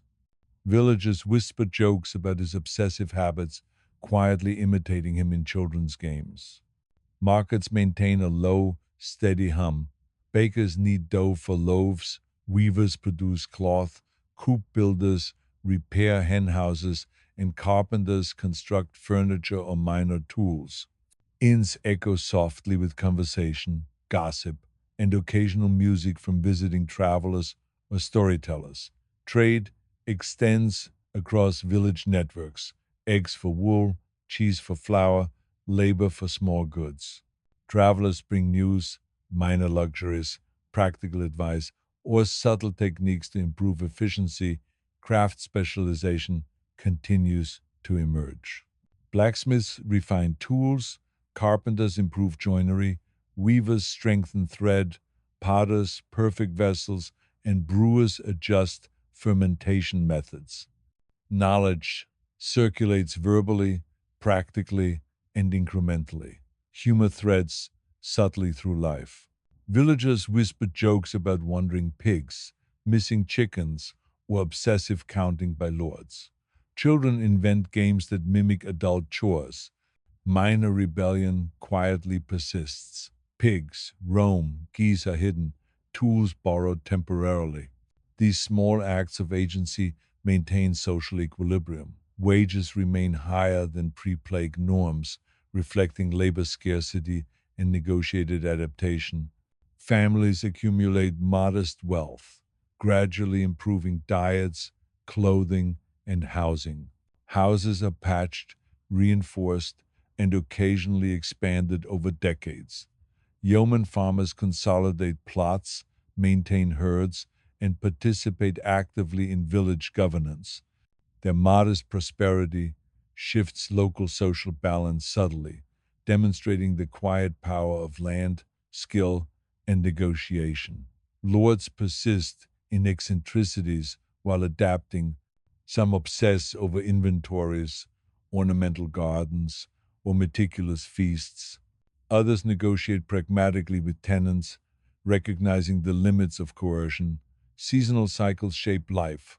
Planting, harvest, and winter slowdowns structure labor. Festivals punctuate the year. Harvest celebrations, saints' days, and minor village anniversaries offer community, trade, and subtle social cohesion. Elders supervise, balancing tradition and adaptation. Diets improve incrementally: meat, dairy, bread, and ale, more consistently available. Clothing patched but functional, slowly better than previous generations. Houses reinforced and occasionally expanded. Life is ordinary, persistent, and subtly prosperous. Multi generational inheritance patterns shape society further. Eldest sons often receive the largest plots. Younger children compensated with minor holdings, livestock, or apprenticeships. Widows may hold life use rights, subtly influencing land management and labor distribution. Negotiation within families quietly reflects centuries of accumulated wisdom, ensuring continuity, survival, and modest prosperity. Economic innovation continues quietly. Markets function steadily. Tenant farming dominates. Wage labor standardizes. Serfdom nearly extinct. Small freedoms accumulate over decades. Humor, minor rebellion, craft innovation, and practical ingenuity persist. England hums quietly, ordinary yet profoundly transformed. The Black Death shadow lingers subtly, shaping behavior, expectations, and social structures. Scarcity creates leverage. Opportunity enables subtle agency. Humor, minor rebellion, and family negotiation humanize life. Families inherit plots, skills, knowledge, and modest wealth. Communities negotiate, adapt, and persist. Markets hum, inns echo softly, trades flourish. Villages maintain persistent rhythm. Lords negotiate, obsess, adapt. Peasants assert quiet autonomy. Children learn, play, and observe. Humor threads through life. Seasonal rhythms, minor festivals, practical routines, trade networks, craft specialization, minor rebellion, inheritance, and negotiation shape continuity. Daily existence flows gently, persistently, irrevocably transformed. England moves forward, ordinary yet subtly freer, modestly wealthier, quietly resilient, shaped by catastrophe, adaptation, negotiation, craft, inheritance, and patient, persistent human ingenuity. Smoke drifts from chimneys. Fields stretch toward distant horizons. Markets hum softly. Children run barefoot or carrying tools. Widows manage plots efficiently. Lords obsess or negotiate. Humor threads subtly. Minor rebellions persist. Trade slowly expands. Knowledge circulates. Families grow, adapt, and persist. Life flows in ordinary persistence, irrevocably shaped by centuries of subtle adaptation, gentle negotiation, minor rebellion, inheritance, and patient human ingenuity. Post plague England, lingering in the slow, steady rhythm of villages as they navigate minor crises, market disruptions, and subtle shifts in wealth and labor. By now, decades of adaptation have layered village life with continuity, humor, and quiet resilience. Imagine a cluster of villages in Somerset. Early morning mist drifts across fields. Smoke rises from chimneys. Children run barefoot, carrying water, feeding chickens, or gathering firewood. The rhythm is persistent, ordinary, yet shaped by generations of adaptation. In one modest cottage, Widow Alice supervises her eldest son tending the family flock. He counts sheep carefully, occasionally whispering advice to younger siblings helping with chores. Her daughter kneads dough, prepares small bundles of cheese for trade, and quietly instructs younger children in bartering skills for the nearby market town. Across the village, Lord Humphrey strolls through his estate, counting livestock repeatedly, checking grain stores, and inspecting ornamental flowers. Villagers whisper soft jokes about his obsessive habits. Children imitate him in games, blending humor, observation, and practical learning. Markets hum quietly. Bakers knead bread, weavers produce cloth, coop builders repair hen houses, carpenters construct furniture or tools. Inns echo softly with conversation, gossip, and occasional music from travelers or storytellers.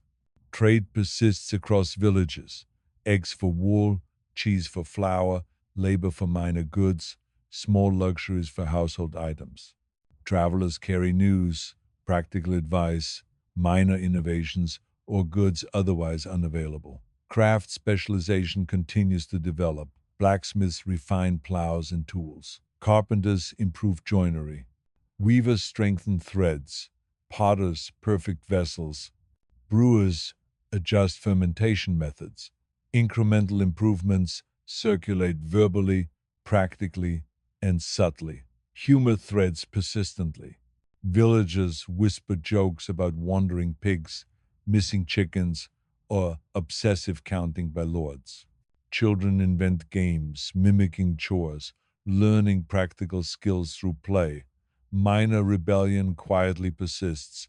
Pigs roam briefly, geese are hidden, tools borrowed temporarily. These small assertions of autonomy subtly reinforce social equilibrium. Wages remain higher than pre plague norms, reflecting labor scarcity and decades of adaptation. Families accumulate modest surpluses, gradually improving diets, housing, and clothing. Houses are patched, reinforced, occasionally expanded. Yeoman farmers consolidate plots, maintain herds, and participate actively in village governance, subtly shifting social balance. Lords persist in eccentricities while adapting. Some obsess over inventories, ornamental gardens, or meticulous feasts. Others negotiate pragmatically with tenants, acknowledging subtle power dynamics shaped by scarcity and skill. Seasonal cycles structure life.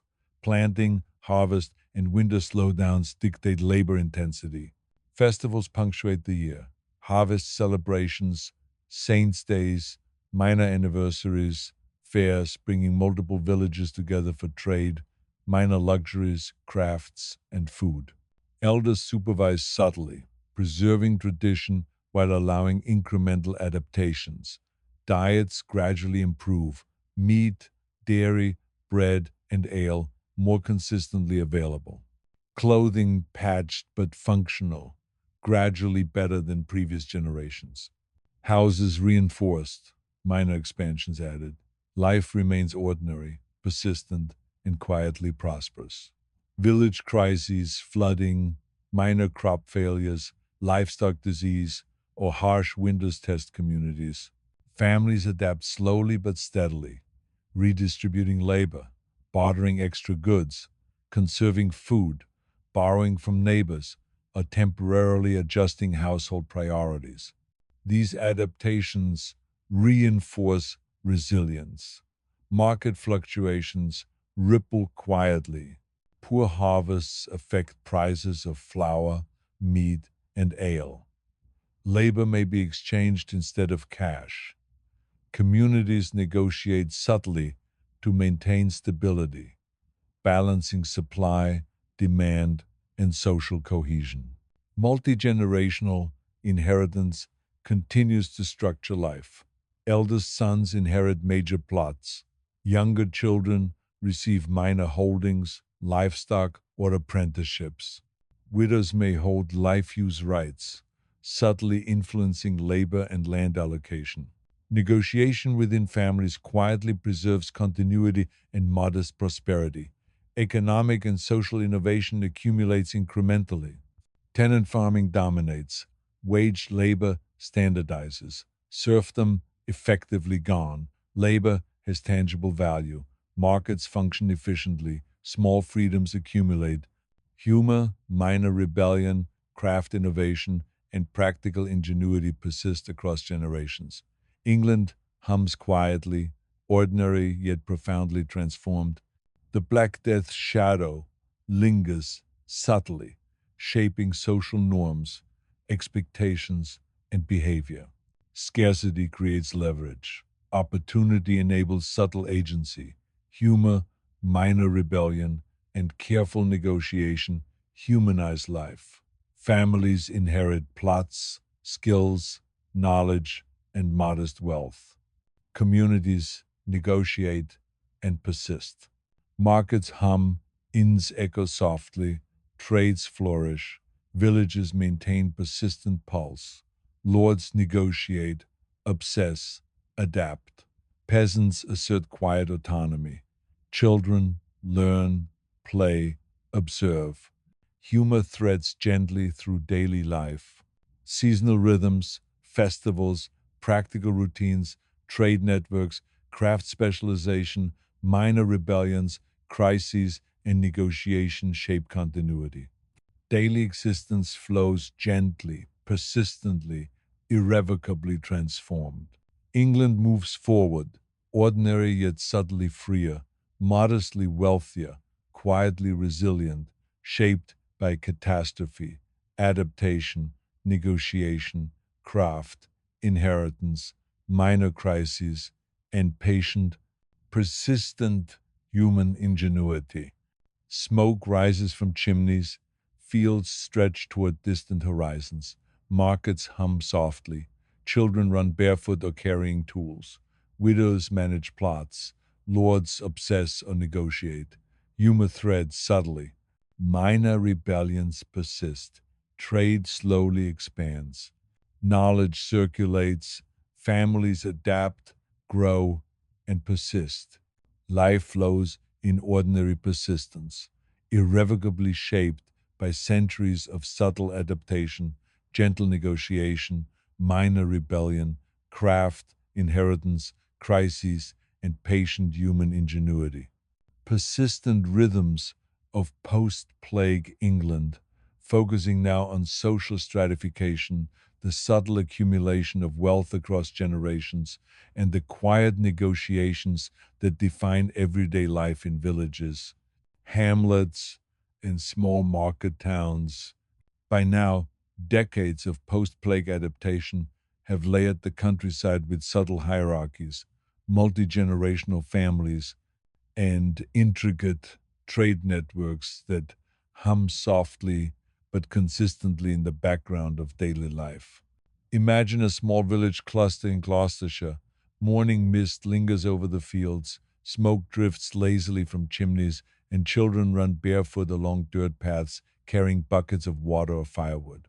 Animals are fed and milked.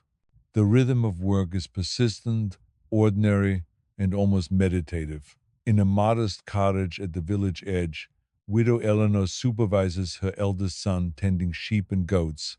He counts livestock meticulously, occasionally instructing his younger siblings in chores while practicing minor bookkeeping skills learned from his mother.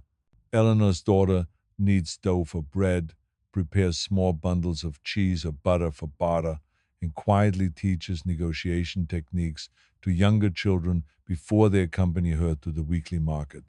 Across the village, Lord Percival strolls through his estate, inspecting livestock, counting grain stores multiple times, and checking ornamental gardens with obsessive care. Villagers whisper quiet jokes about his eccentricities, while children imitate him in games, blending humor, observation, and practical learning. Markets maintain their gentle hum.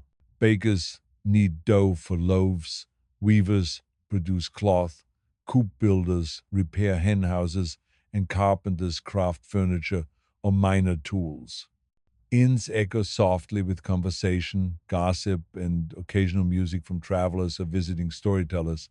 Trade extends steadily across villages. Eggs for wool, cheese for flour, labor for small goods, minor luxuries for household items. Travelers carry news, practical advice, or techniques to improve efficiency. Craft specialization thrives. Blacksmiths refine plows and tools. Carpenters improve joinery and furniture. Weavers strengthen threads. Potters perfect vessels. Brewers adjust fermentation methods. Incremental improvements circulate quietly, shared verbally and practically. Humor threads subtly through life. Villagers whisper jokes about wandering pigs, missing chickens, or obsessive counting by lords. Children invent games based on chores, learning skills through play. Minor rebellion quietly persists. Pigs roam, geese are hidden, tools borrowed temporarily. These small acts reinforce social equilibrium. Wages remain higher than pre plague norms, reflecting labor scarcity, decades of negotiation, and the slow accumulation of social power by skilled workers. Families accumulate modest wealth, gradually improving diets, clothing, and housing. Houses patched, reinforced, and occasionally expanded.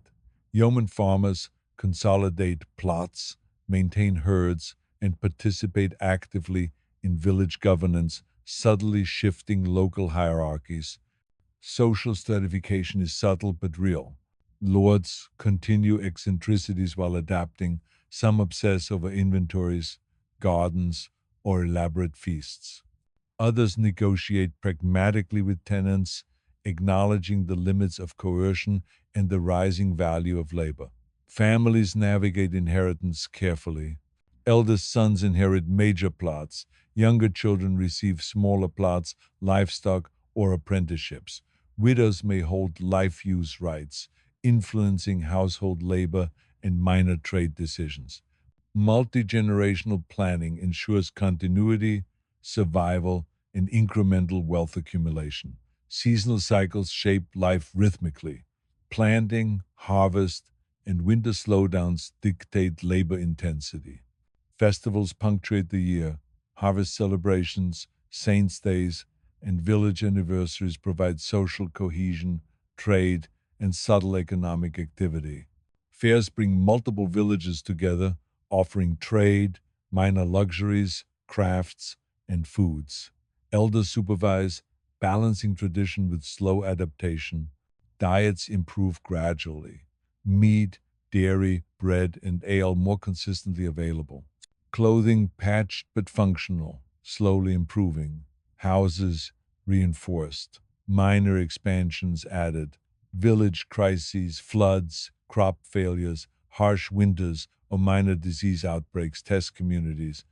Families adapt through labor redistribution, trade adjustments, conservation of food, and temporary cooperative measures. Market fluctuations ripple quietly. Poor harvests affect prices of bread, meat, and ale. Labor may be exchanged instead of cash. Communities negotiate subtly to maintain stability. Economic and social innovation accumulates incrementally. Tenant farming dominates. Wage labor standardizes. Serfdom nearly extinct. Small freedoms accumulate across generations. Humor, minor rebellion, craft innovation, and practical ingenuity persist. England hums quietly, ordinary yet profoundly transformed. The Black Death's shadow lingers subtly, shaping social norms, expectations, and behavior. Scarcity creates leverage. Opportunity enables subtle agency. Humor, minor rebellion, and family negotiation humanize life. Families inherit plots, skills, knowledge, and modest wealth.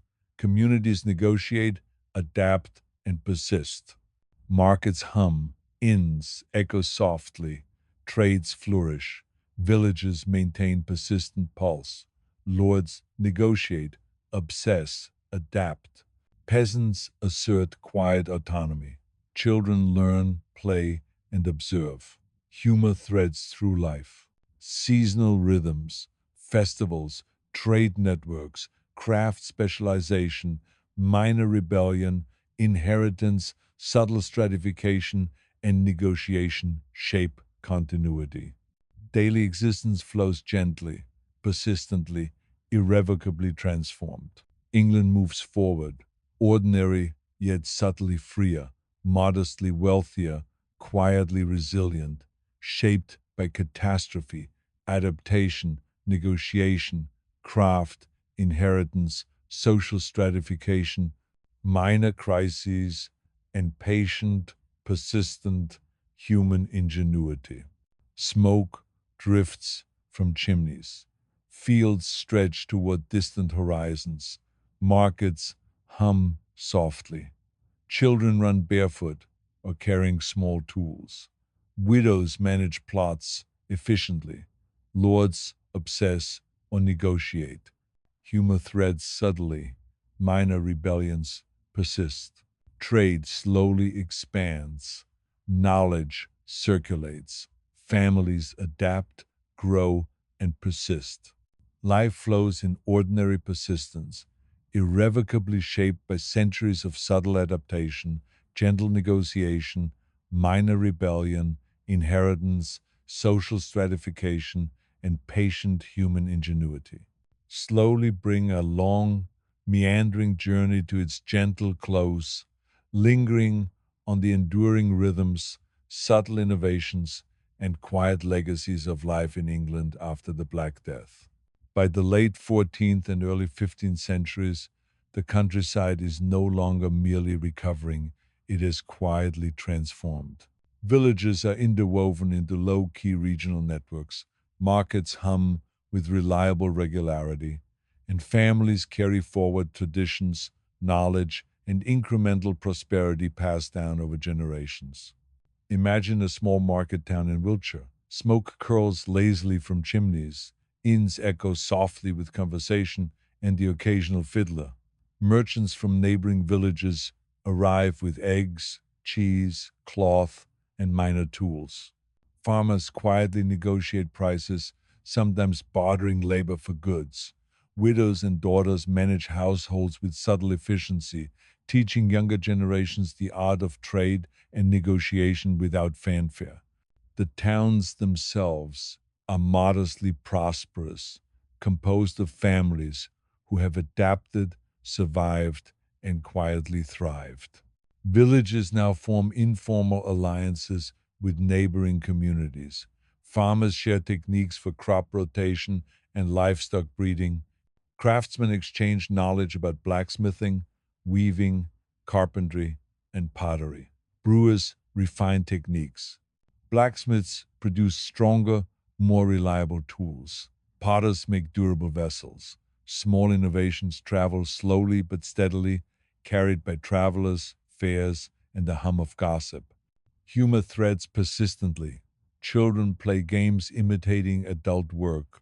Villagers whisper jokes about wandering pigs, missing chickens, or a lord's obsessive counting. Minor rebellion persists. A pig roams, geese are hidden, tools borrowed. These small acts quietly maintain equilibrium and human agency. Wages remain higher than pre plague norms. Tenant farming is standard. Serfdom is nearly extinct. Families accumulate modest surpluses, improved diets, slightly better clothing, more secure housing. Yeoman farmers consolidate plots, maintain herds, and subtly influence village decisions. Lords continue eccentricities while adapting to economic realities. Some obsess over inventories, ornamental gardens, or elaborate feasts. Others negotiate pragmatically with tenants, recognizing that labor cannot simply be coerced. Seasonal rhythms structure life. Planting, harvest, and winter slowdowns dictate labor intensity. Festivals, harvest, saints' days, and village anniversaries punctuate the year, providing minor social cohesion, trade opportunities, and subtle displays of wealth or skill. Elders supervise, balancing tradition with incremental adaptation. Diets improve gradually. Bread, meat, dairy, and ale are more consistently available.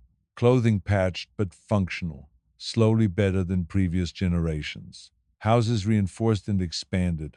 Village crises, harsh winters, minor floods, poor harvests, or livestock disease still occur but are met with quiet resilience. Families redistribute labor, conserve resources, borrow from neighbors, and subtly adjust trade practices. Market fluctuations ripple gently, with prices of flour, meat, and ale rising or falling, and labor occasionally exchanged for goods rather than cash. These minor shocks reinforce ingenuity, cooperation, and subtle social negotiation. Inheritance structures remain steady. Eldest sons inherit major plots. Younger children receive minor holdings, livestock, or apprenticeships. Widows may hold life use rights, influencing household labor and trade. Families carefully negotiate succession, ensuring continuity, survival, and modest prosperity over decades. Multi generational knowledge, craft skills, and trade expertise quietly accumulate, improving efficiency, security, and quality of life. The cumulative effect of all these slow, incremental changes is profound. Post plague England hums quietly, ordinary yet profoundly transformed. The labor scarcity triggered by the Black Death gave peasants leverage. Wage labor became common. Tenant farming spread. Serfdom eroded. Social mobility, while limited, increased subtly. Humor, eccentricity, minor rebellion, craft innovation, and negotiation humanized life. Markets function steadily. Villages maintain low, persistent rhythm. Lords adapt or obsess. Peasants assert modest autonomy. Children learn, play, observe. Knowledge circulates. Families accumulate modest wealth. Communities persist. And so, as we quietly settle into the late 14th and early 15th centuries, the world that once seemed defined by plague, scarcity, and coercion has gently, persistently shifted. England is now subtly freer, modestly wealthier, and quietly resilient. Fields stretch to distant horizons. Smoke curls from chimneys. Markets hum softly. Children run barefoot or carrying tools. Widows manage plots efficiently. Lords negotiate or obsess. Humor threads subtly through life. Minor rebellions continue in small, playful ways. Trade expands gradually. Knowledge circulates slowly. Families grow, adapt, and endure. The Black Death's shadow lingers, not as terror, but as a quiet, shaping force encouraging resilience, subtle agency, and the slow, patient accumulation of social, economic, and cultural change. Life flows gently, persistently, and irrevocably transformed. England moves forward in ordinary, quiet, almost meditative persistence, shaped by centuries of adaptation, negotiation, minor rebellion, craft, inheritance, humor, and the patient, unhurried ingenuity of everyday people. And with that, dear listener, we can rest, knowing that even amidst tragedy and scarcity, life finds ways to continue quietly, steadily, and surprisingly resilient.